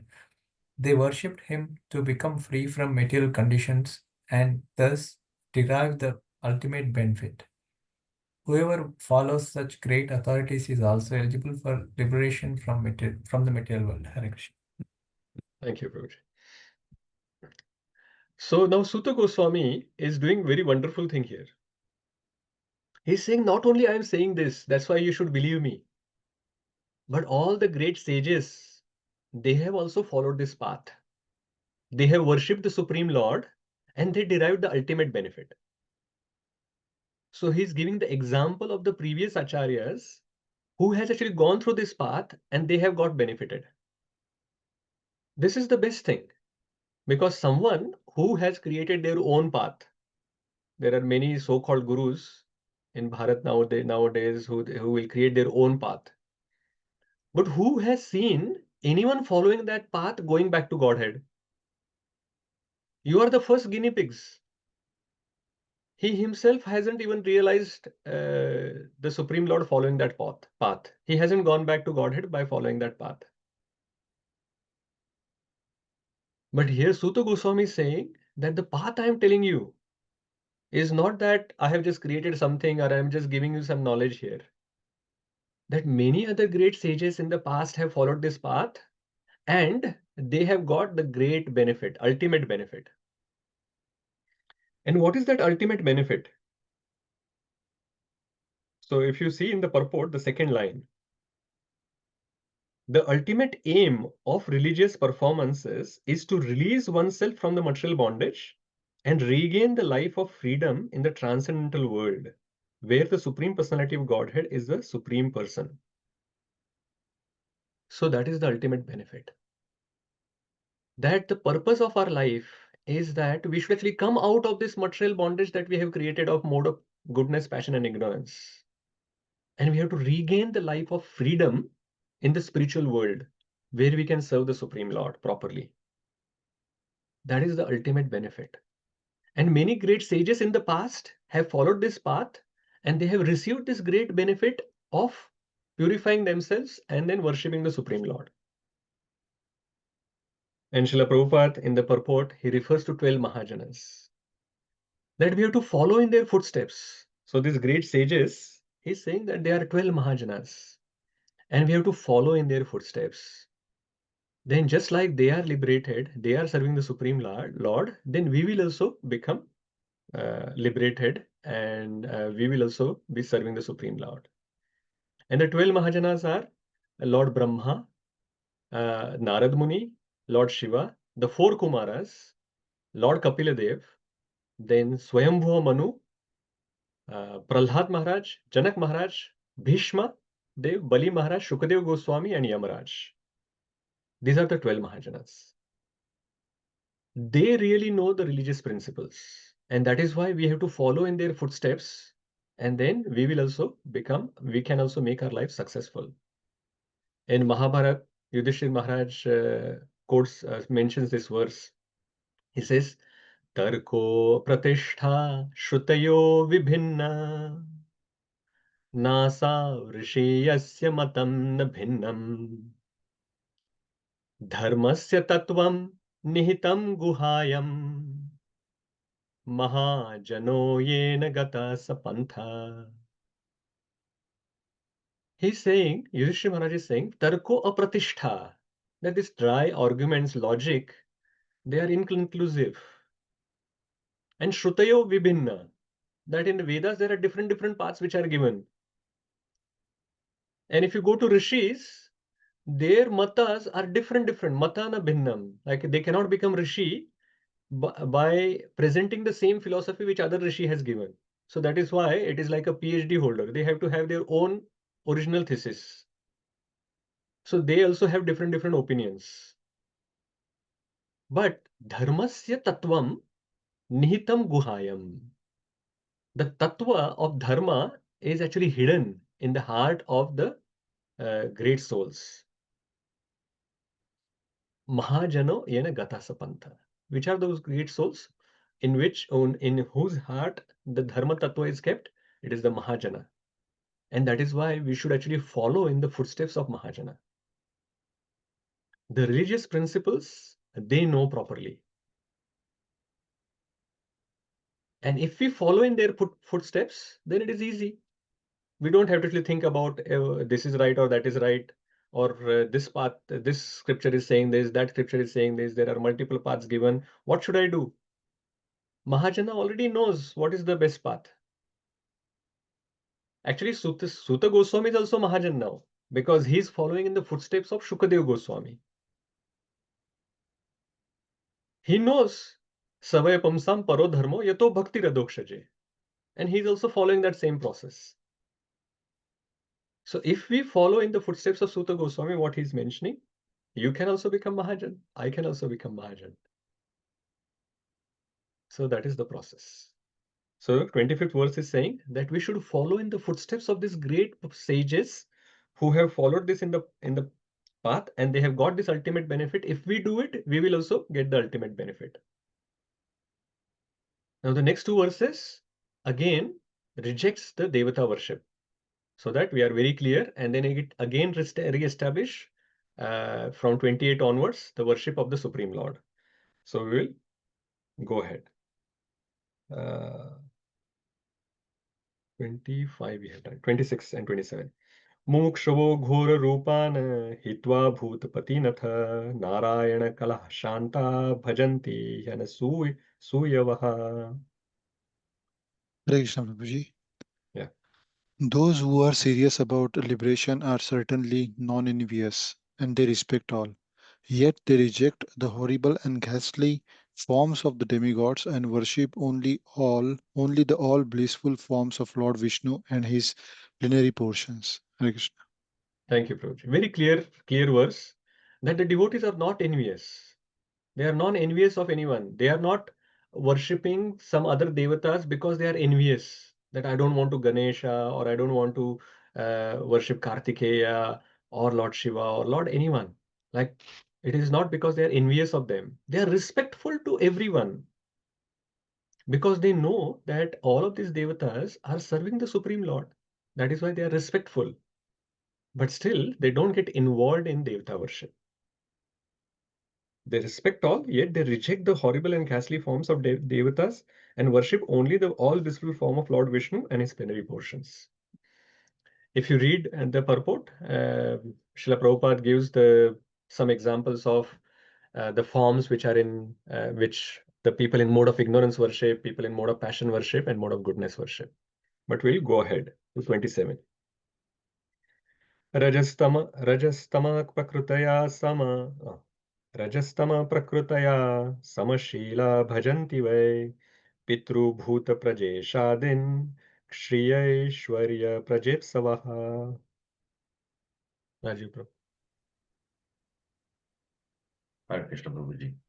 Those who are in the modes of passion and ignorance worship those in the same category, namely the forefathers, other living beings, and the demigods who are in charge of cosmic activities.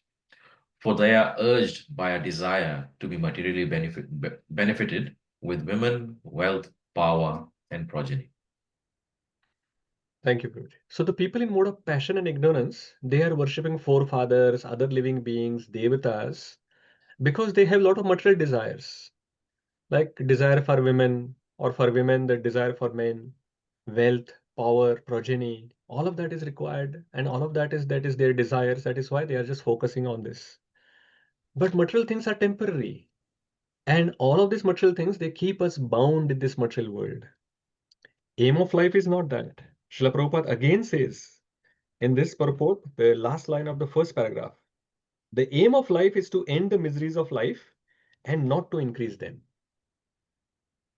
Similar grounds as the previous few lines that we read in the purport of verse number 25, where the ultimate benefit we were discussing.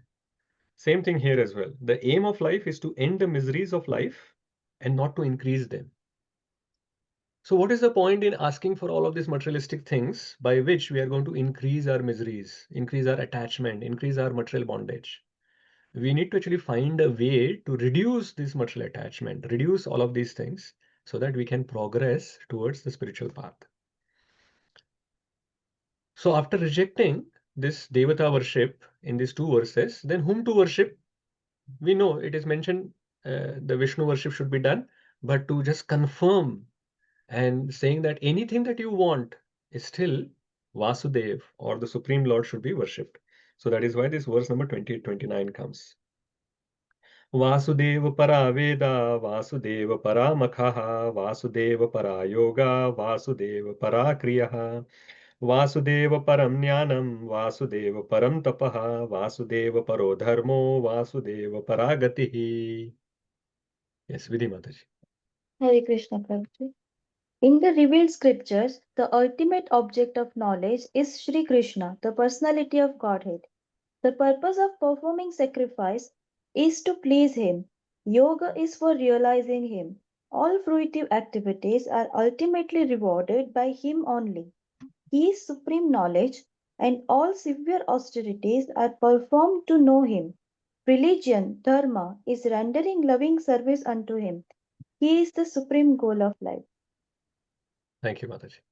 Raju Prabhu, if you have some question, Yes, Prabhuji. can we take that in the end now, please, Prabhu? We only have 15 minutes left, and I want to complete this chapter. I will definitely answer your question after 11. Is that okay? Correct. Fine. So, in this verse, these two verses, such beautifully it is mentioned that the Supreme Lord is everything. That Vasudev, Lord Vasudev is the essence of all processes. Vasudev is the ultimate goal of Vedas. Vasudeva Paraveda. So in the revealed scriptures, it is mentioned in the translation that the ultimate object of knowledge, Veda means the body of knowledge. And he is the ultimate goal of all the Vedas. So the ultimate object of knowledge, ultimate goal of knowledge in Vedas is Lord Śrī Krishna, Vasudeva. Vasudeva Paramakha. Makha means yajna. So if you are performing any fire sacrifices, all of those are to please the Supreme Lord. Vasudeva Parayoga. Yoga process is to realize him. Yoga means to connect to the Supreme Lord. And who's that Supreme Lord? Lord Śrī Krishna. So yoga process is only for realizing the Supreme Lord. And Vasudeva Parakriyaha. Even if you are doing fruitive activities, all those results are ultimately rewarded by the Supreme Lord Vasudeva only. Even if you are thinking that they are coming from the Devatas, but they are not coming from Devatas. The Devatas are empowered by the Supreme Lord. So they are coming from the Supreme Lord only. Vasudeva Param Jnanam. He is the supreme knowledge as well. And Vasudeva Param Tapaha. Like any austerities or severe austerities or whatever that we are doing, they are performed to know him. Vasudeva Paradharmo. That we have already seen. Savaya Pumsa Parodharmo. What is that? Yatho Bhaktir Adhokshaje. So Vasudeva Parodharmo. That the religion is rendering loving service unto him. And Vasudeva Paragatihi. He is the supreme goal of life. That even if you want to actually achieve something, Gati, if you want some Gati, then the Supreme Lord is the Param Gati. So he is the supreme goal of life. So through these verses, Sūta Gosvāmī is actually telling us that Krishna is the ultimate goal for us. So we should just focus on the worship of the Supreme Lord and not get deviated anywhere else. So that is Ananya Bhakti. Ananya Bhakti is, it is not that on 3-4 days we are worshipping Krishna and another remaining 3-4 days we are worshipping some other devatas. That is not Ananya Bhakti. Ananya Bhakti means single pointed focus. Tasmad ekena manasa. Ekena ka kya matlab hai? Ekena doesn't mean that we should be Monday we worship Ganesha, Tuesday worship Hanuman, Wednesday worship someone else. No. Tasmad ekena manasa. Bhagwan Sattvatam Patim. So we have to worship Sattvatam Patim, Vasudev, Krishna, with single pointed focus. Vyavasayatmika Buddhi, Bhagavad Gita mentioned. Vyavasayatmika Buddhi, same. Tasmad ekena manasa is mentioned here. So it is emphasized in these two verses that we should worship the Supreme Lord. Okay. So what can we learn? So whom to worship? Only Lord Śrī Krishna. And why? Because only he can give liberation. No one else can award liberation to us. Only He can free us from this material world and take us to the spiritual world where we can nicely serve Him. Not only because of that, but previous great sages have also followed this path and received the ultimate benefit. So we should just follow in their footsteps. And He is the ultimate goal of everything. So that is why we should worship Him. Now in the remaining verses, 30, 20, 29. Yeah. From 30 onwards, 30 to 34, two questions are answered. The question number 4 and 3. So we'll look at the answers. So 30 to 33, the fourth question is answered, and then 30 last verse, the question number 3 is answered. Okay. Let's go to question number 30. Now question number, not question number 40, 30. Text number 30, question number 4. Question number 4 was asked where the sages had asked that, can you please explain to us what are the what activities that the Lord has performed in relationship to the creation? So basically, they want to know about Purusha avatars, like the Karanodakshaya Vishnu, Garbhodakshaya Vishnu, and Kshirodakshaya Vishnu. So these 3 verses which are coming in, actually 4 verses, they are mentioning these 3 Purusha avatars. Let's go ahead. Verse number 30. स एवेदं स सर्जाग्रे भगवान् आत्ममायया सत्सद्रूपा चासौ गुणमया गुणो विभु.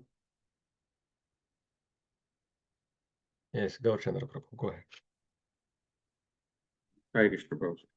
In the beginning of the material creation, that absolute personality of Godhead, Vasudeva, in his transcendental position, created the energies of cause and effect by his own internal energy.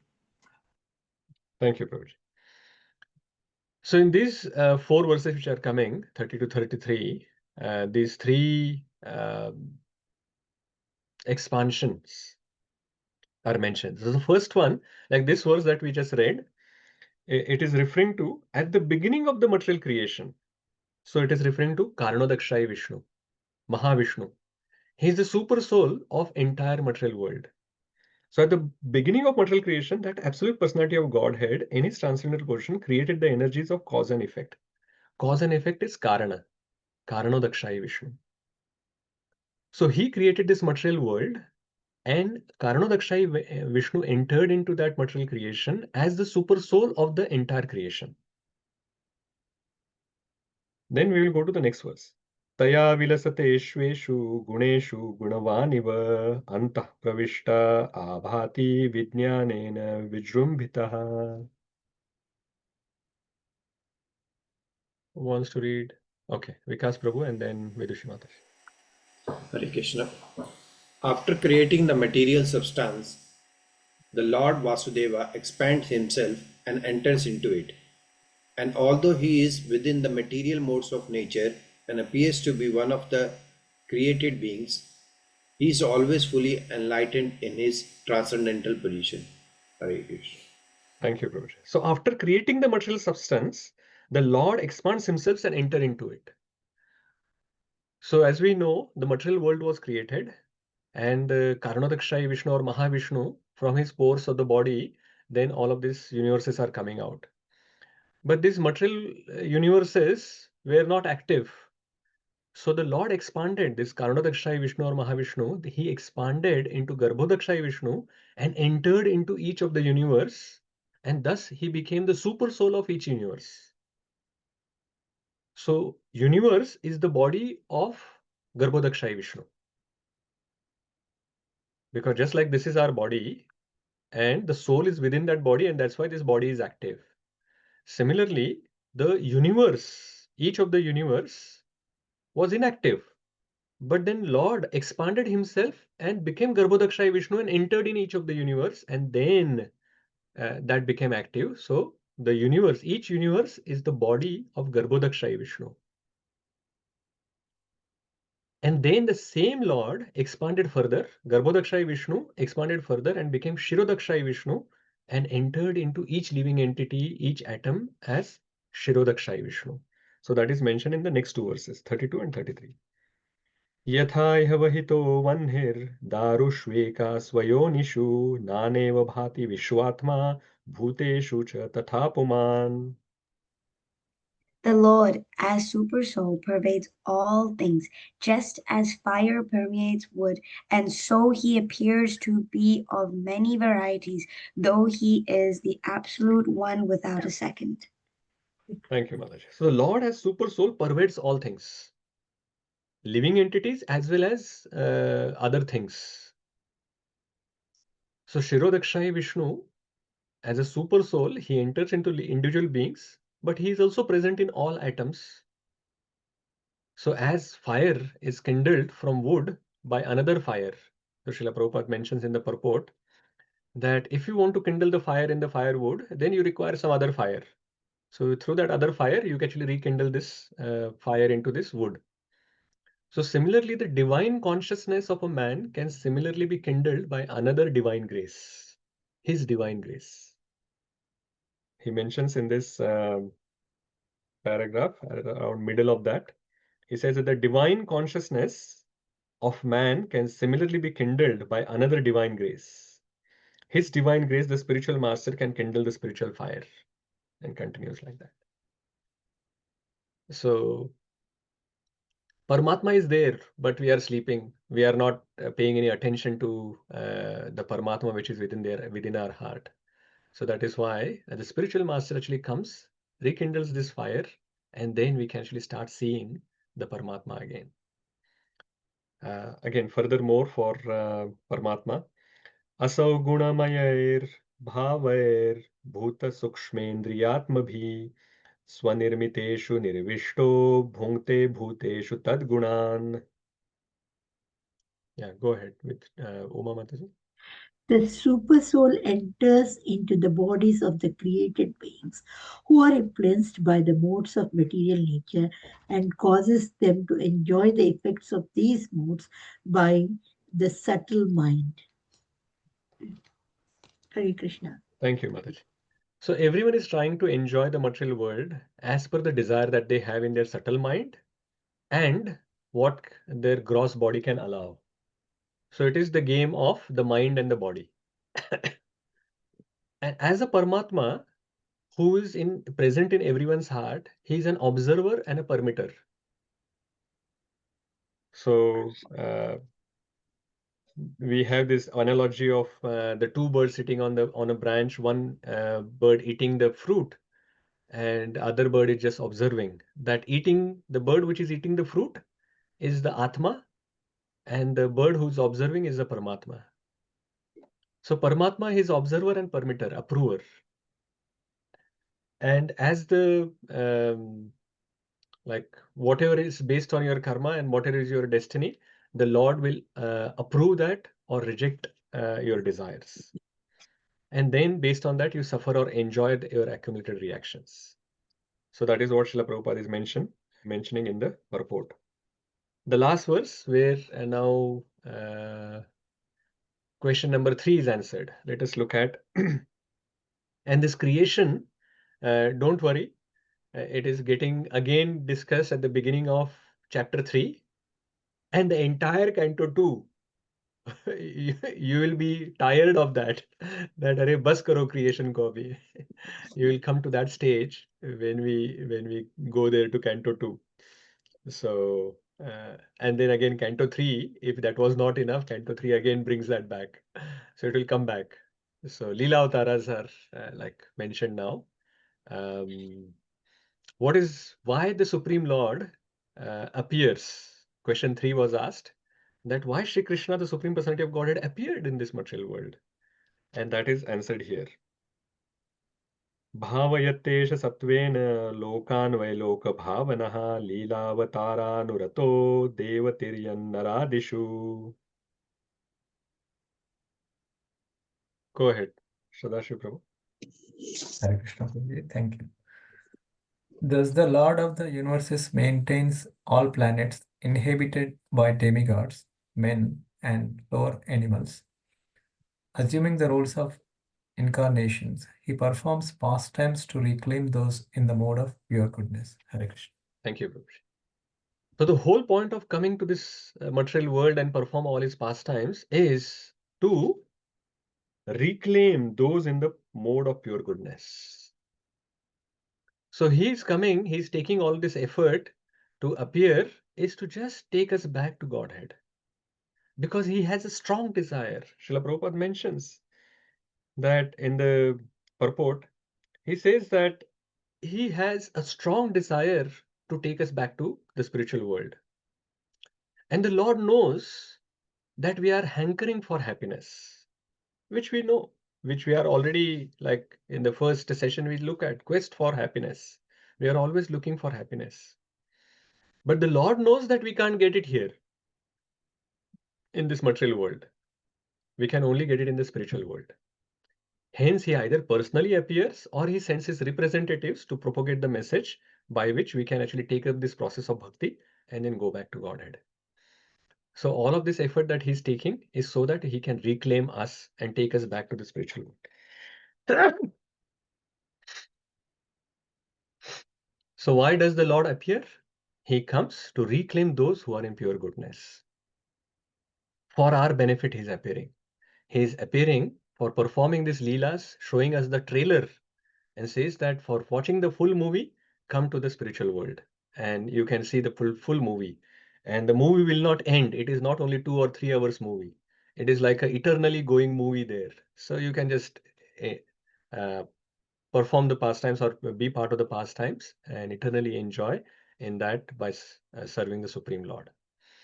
So that is how we have completed the chapter 2. And next week we will start on chapter 3. Okay, this is the point where we can take some questions, any realizations, any summary points, or anything else that you want to say. I'll give the first chance to Rajiv Prabhu because I did not take his question earlier. So go ahead, Prabhu. Thank you, Prabhuji. Hare Krishna. Question is on the verse that we read that devotional service to the devas.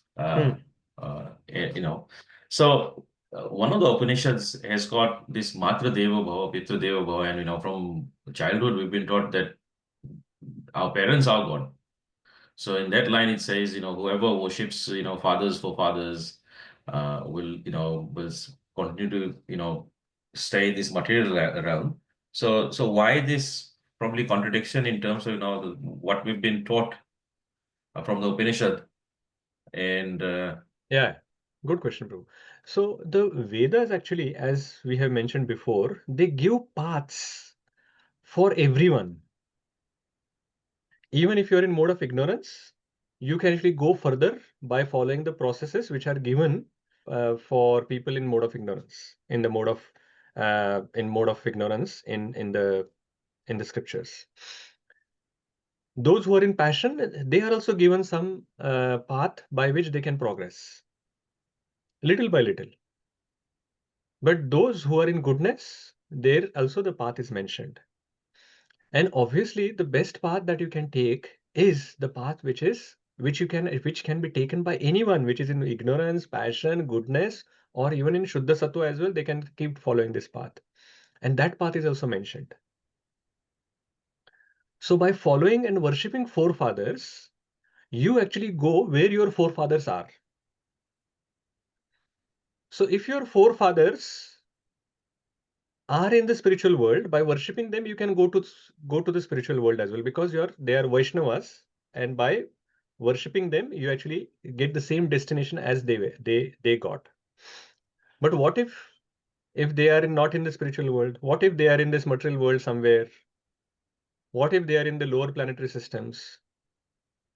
What if they have got some other like animal life? If we keep worshipping them, then we actually just we get into the same life as what they have received. That is why it is not the best way to do it. Matrudevo Bhava, Pitrudevo Bhava means actually we have to still respect them, as it was mentioned that we have to still respect them. And respecting doesn't mean that we actually put their photos into the altar and worship them. If we do that, then Pitrun Yanti Pritrurata. in the 9th chapter, as Krishna has said, that if you worship the Pitras, then you will go to the place where the Pitras are, either in Pitruloka or wherever, whatever their destination was. So that is why it is given in the scriptures, but it is not the best. But that path is still attractive to some. And those people may not be actually attracted to some other path. At least they will make some progress. That is why that path is given. But that is not the ultimate beneficial path. Ultimate beneficial path is given in Srimad Bhagavatam here. And the good thing is, it is coming from the author of all the Upanishads, all the Puranas, all the scriptures. So it is the conclusive thing. Vyasadeva has written Upanishad, Vyasadeva has written all the Puranas, Vyasadeva has actually also written the Vedas. He has edited them. The Vedas, the knowledge is coming from the Supreme Lord. So he has seen it all. And after that, he is giving this Srimad Bhagavatam. So that is the ultimate. Okay, bro. Fine. Bharadwaj Prabhu. Hare Krishna, Prabhuji. Prabhuji, I have 5 questions, so I can take one turns. question. Okay, Prabhuji. So, Prabhuji, this is from verse 16. We are talking about Mahat Seva. So, in that, Prabhuji, I mean, it's a general question, Prabhuji. We don't have to refer. Like, so, general question is like, see, so is association of the devotees, or we are actually talking about pure devotees? And so, when the devotees come here, like, we will have very short time with them, right? So, or if we go to, some dham, when we want to associate with them, we get very short time from them. So within this short time, how to make the best use of that time, Prabhuji? Like, how can we, any tips or, how can we get that association? Like, how do we serve them? Yeah, very good question. So Mahat Seva is generally referring to, Mahat Seva is referring to Vaishnava Seva. And Vaishnavas can be at a different levels. So the purer the Vaishnava, the more benefit we can get, because we can also become that much purer by being in their association. Because what we are saying is more like purer they are, that means more spiritual desires they have in their heart. So more spiritual desires which are there in their heart, then that much more spiritual desires we can get in their association. But that doesn't mean that we can't associate and get benefited from the devotees who are not pure devotees. As long as we can see that some other devotees are more pure than us, who are doing more service than us, who are engaged in more Krishna consciousness than us, by being in their association, we can definitely get benefited. So in general, Mahat Seva is Vaishnava Seva. Of course, if we are in the association of pure devotees, that much more benefit we can get. And for getting benefit from the pure devotees, we don't have to have long association. It is Lava Matra Sadhu Sangha Sarva Siddhi Hoy. It is mentioned because it is true. Lava Matra, even the moment of association is enough for us to go back to Godhead. So best is when we are associating with the devotees, especially pure devotees, where we have very little time with them. We can ask some thoughtful questions, ask for some instructions, and then don't take those instructions and forget about them. Write them, and try to actually focus on. Now, this one instruction is like one single instruction is good enough for your entire lifetime. Just like Srila Prabhupada, he just received one instruction. Whenever you get money, you print books. And like he got multiple instructions, but like for the first instruction he got, that you are good in English, why don't you preach this knowledge of English to the Western world? So just these 2 instructions he has taken, and he used those instructions to make such a transformation in the entire world. So definitely one instruction from the spiritual, very advanced devotee can transform our life.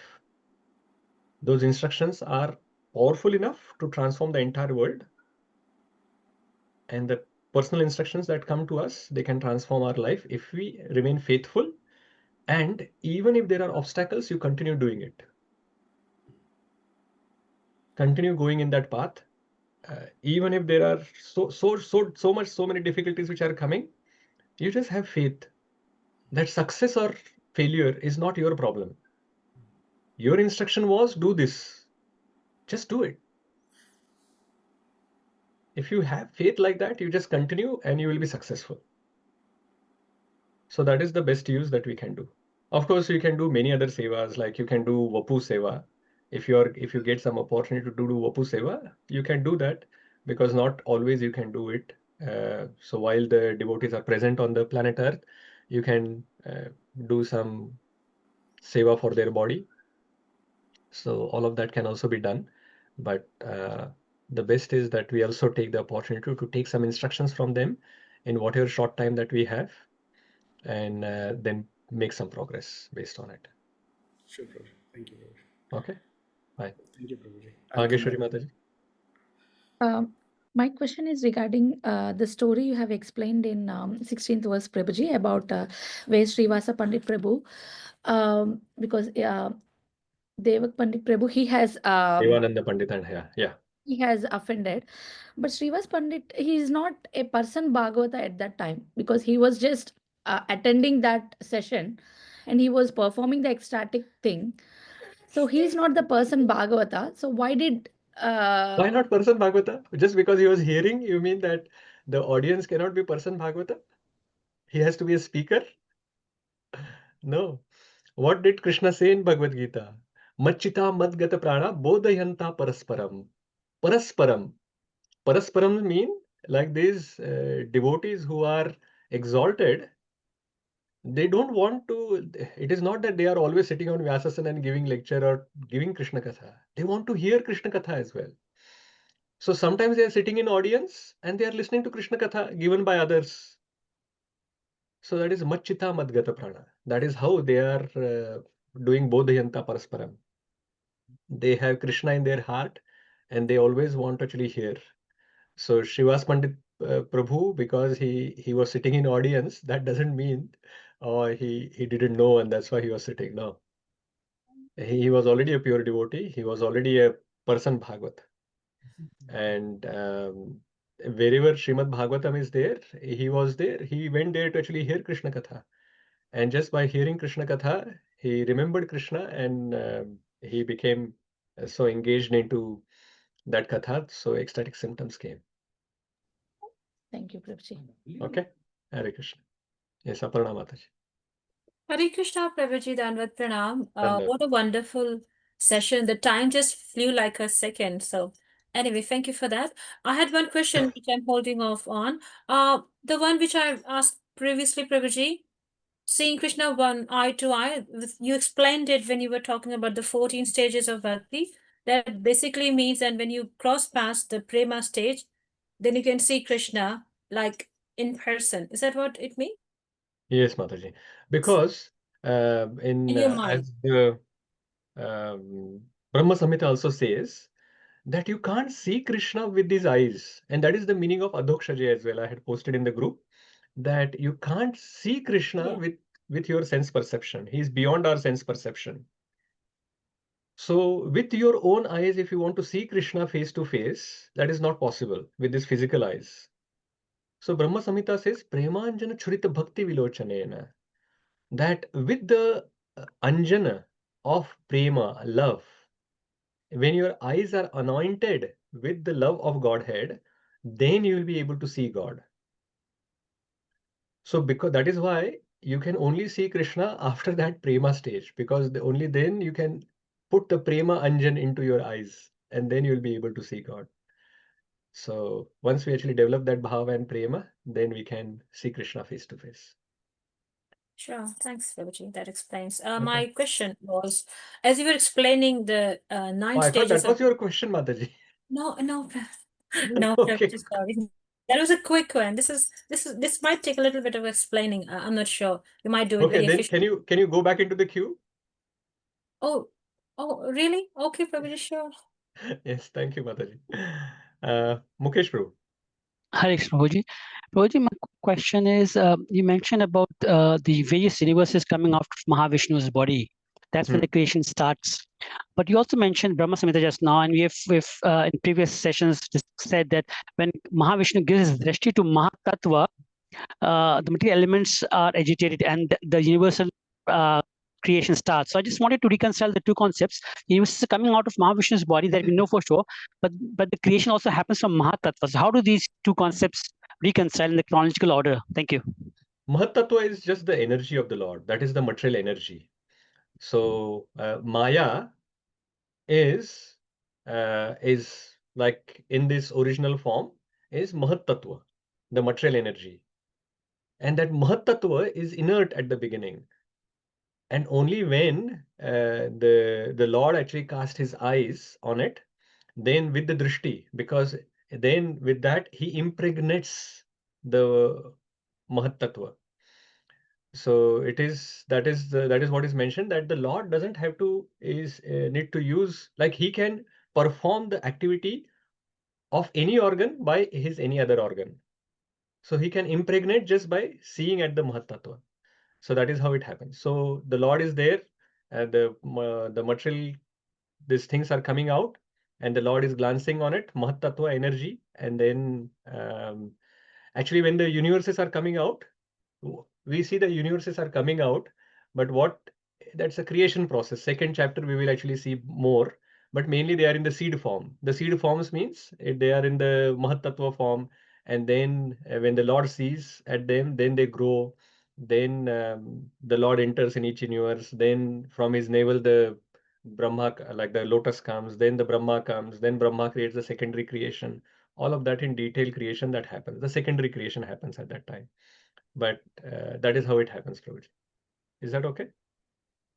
Prabhuji, I'm not still sure that what's the role of Mahatattva in the creation of the universes, because the creations are coming from, the material universe is coming from the body of Mahavishnu. So what did the Mahatattva do as a function? Mahatattva is the basic ingredient, Prabhuji. For example, you want to make chapati. So atta is required, water is required. So that is Mahatattva. So Lord Krishna, Lord is actually seeing that, and then he's mixing all of that and making the chapati for you. So Mahatattva is the basic ingredient for material creation. Okay, Prabhuji. Thank you. I'll meditate over that. Thank you, Prabhuji. Hare Fine. Krishna. Okay, more information in Canto 2. You Thank can you, start Prabhuji. reading Canto 2 if you want. Sure. Thank you, Okay, Prabhuji. but at this stage, this is enough. Okay. Bharadwaja Shri Prabhu. Hare Krishna, Prabhuji. Prabhuji, in ISKCON, for anyone to take sannyas, they have to go through GBC and lots of elaborate process. But does it mean that whoever has taken sannyas diksha are already are by default considered pure devotees, Prabhuji? Yeah, good question. There is no relationship with them? Yeah. So mainly, there is no gauge either GBC or the Guru Service Committee has, which they can put on their head to check whether they are pure devotees or they are not pure devotees. It is not possible to figure out whether you are a pure devotee or not.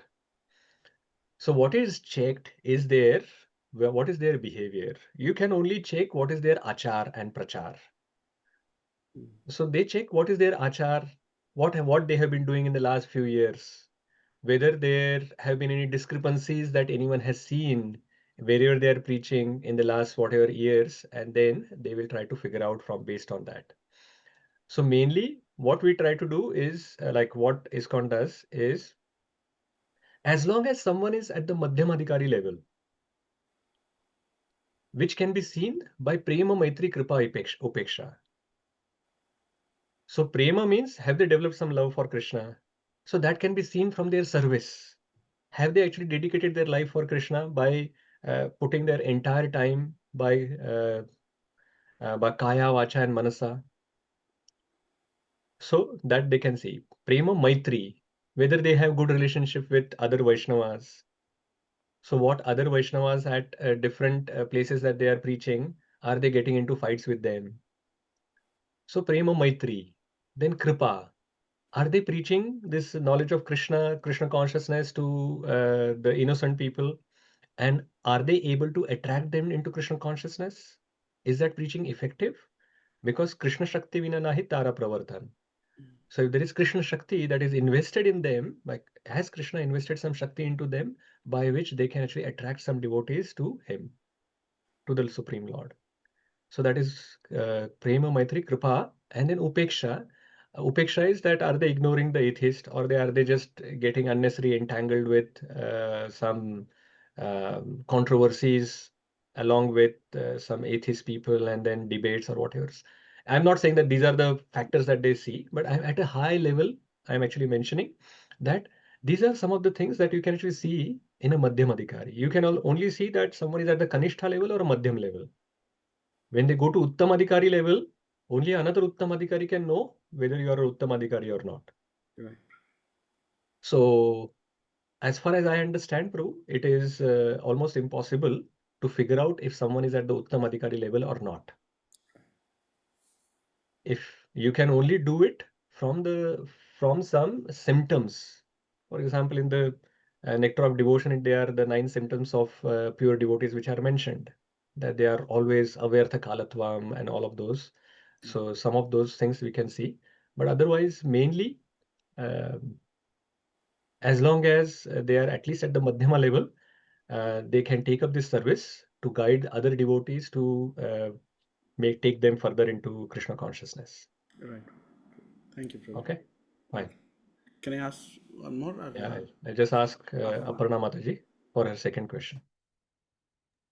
Hare Krishna, Prabhuji. Thank But if you can ask briefly, Mataji, you said that Sure. it has to be elaborated extensively. Brief Just try to question. make it as brief as possible. Brief, I promise. So when we talk about the 9 stages of Bhakti, Prabhuji, Anartha Nivritti is the 4th stage. So in order to get to the next stage, which is Nishtha stage, do we need to get rid of every Anartha, or can it be possible that we are getting rid of the Anartha in the process, but we are also developing Nishtha? So can you explain? Yeah. Good question, Mataji. That verse as well, we did not actually dwell a lot on that. Nashta prayeshu abhadreshu nityam bhagavata sevaya. Prayeshu is mentioned there.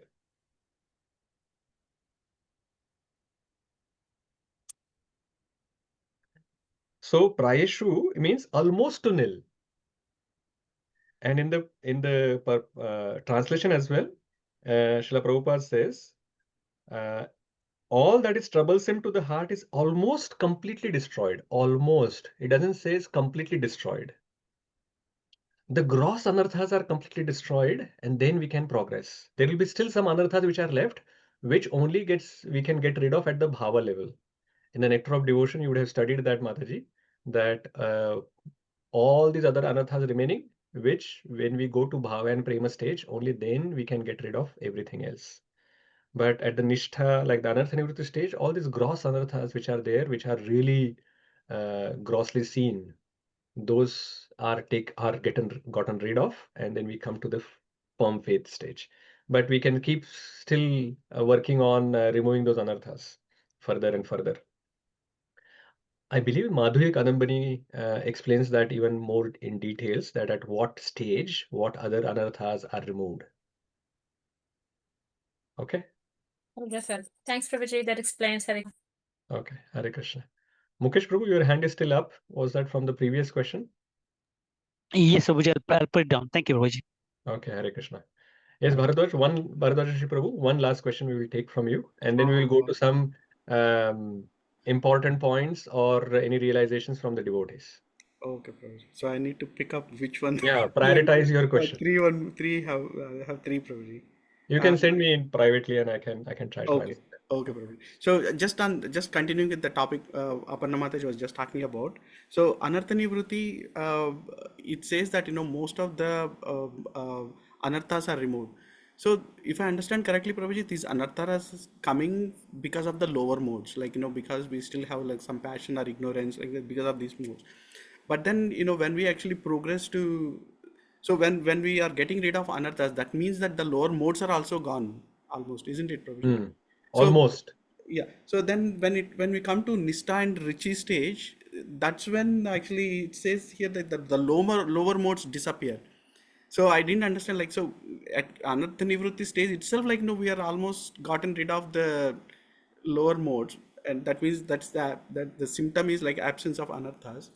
Then Nishta stage, like, what is the difference probably, like, removing like the lower modes disappearing, and then there also Yeah. it's So you're actually we are talking about, like, you are taking it as step-by-step process. That first anartha nivrutti will happen, then after some time nishtha will come, and then after some time the ruchi will come. That is how you are looking at. But what will happen is when we actually give up the material desires, that is only possible when we have some higher taste of something else. So like in the second chapter, I believe, Srila Prabhupada gives this example that if you want actually you have something in your hand and you want to pick up something else. So this happens simultaneously. You put something down from your hand and you pick up something else from in that hand.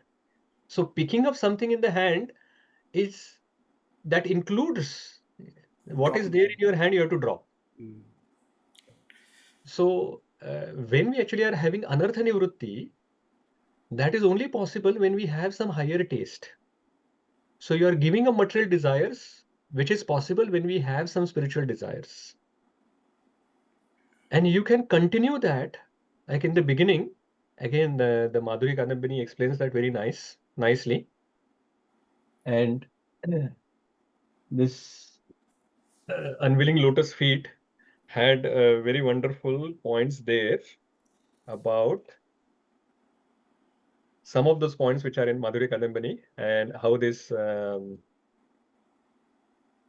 nivrutti happens. There are 6 factors which were mentioned.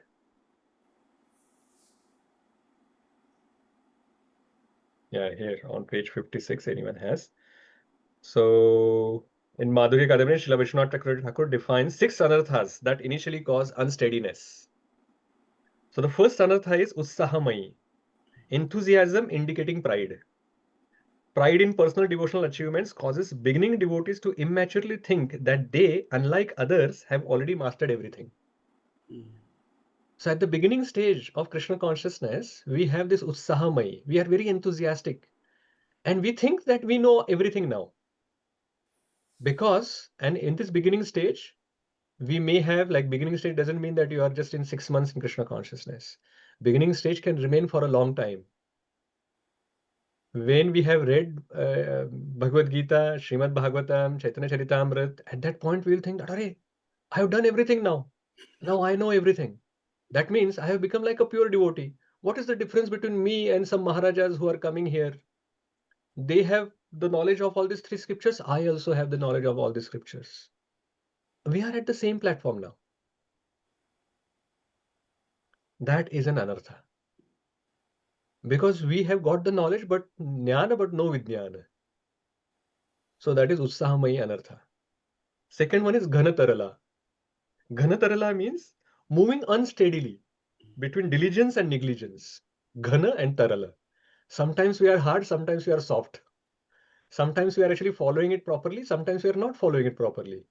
And we think that, I am perfect, I am pakka, I am nishtha. But then one thing happens and then we again becomes Tarala. And our determination just goes away.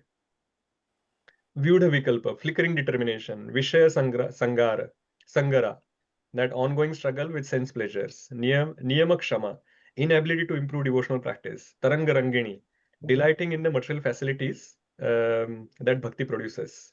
So all of these 6 are given. Like that itself can be 2 hours session if we actually start looking at all of them one by one.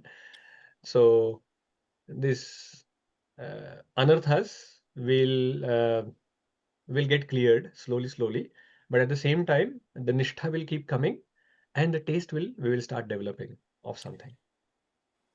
Thank you, Prabhuji. Thank you for quoting that. Fine. Yeah, Hare that's Krishna. Thank you. Okay, we haven't heard of any summary points or realizations, so I will just give chance to 1 or 2 devotees to talk about the summary points or some realizations or some important points you thought and you're taking them away from this session, and then we will close. Yes, Surananda Prabhu. Hare Krishna Prabhuji. The first point in Namaparada is again emphasized here. So Vaishnava Parada should not be done. Yeah. Thank you, Prabhuji. Anyone else? Yeah, I think it's very clearly it was explaining how bhakti starts and then the complete progression, Prabhuji. So that 16 stages, the additional 4 stages also make it even more clearer, like where it actually starts and where it actually ends. So that was very It doesn't end, it just continues after that. Yeah, of course. Yeah. Like, but at But least yeah, at least the ultimate stages are clear. Yeah, the process is clear. Yes. Shama Mataji? Hare Krishna, Prabhuji. So, Prabhuji, one thing that I learned is that how Garbhodakshai Vishnu is actually the soul of the universe. Like I have heard it many times, read it many times, but just kind of like understood it today. So, when you explained with this example that as we have this body and we have a soul, similarly, the universe is the body and Garbhodakshai Vishnu is the soul. So that was really, really helpful, Prabhuji. And also the last question answer session that is happening now, that was really, really helpful. Thank you so much for that, Prabhuji. Hare Krishna. Thank you, Mataji. Hare Krishna. Aparna Mataji? Hare Krishna, Prabhuji. Like I started in the beginning, a wonderful session, but one thing which was so key, and I can call it as a theme of this whole discussion, is the importance of Mahat Seva. So how serving the devotees and the mercy actually enables us to start our, journey towards Krishna and makes us progress. So this is really important and key. Thank you so much. It was so established. So thanks. Thank you, Mataji. Mukesh Prabhu? Prabhuji, the light bulb moment was for me. I've been wondering on how can I be a master, and the question was asked the same was by Sudharma Mataji, and the analogy you gave, the chariot, that was really wonderful analogy of how we have to take control of this body and the senses to go back to Krishna. That's the little master. Yes, thank you very much for that. That was my key takeaway. Thank you. Okay, one last point from Bharadwaja Prabhu, and then we'll Probably end. this verses 28 and 29, where I know Vasudeva Paraveda, like all those 2 verses, really excellent, Prabhuji, because see, Vyadavyasa wrote all these Puranas and everything, and he has given like very succinct summary of Vasudeva. Krishna is everything. So this is like super in my view, Prabhuji. Yeah. Jai. Srimad Bhagavatam ki Jai. Srila Prabhupada ki Jai. Hare Krishna. Jai.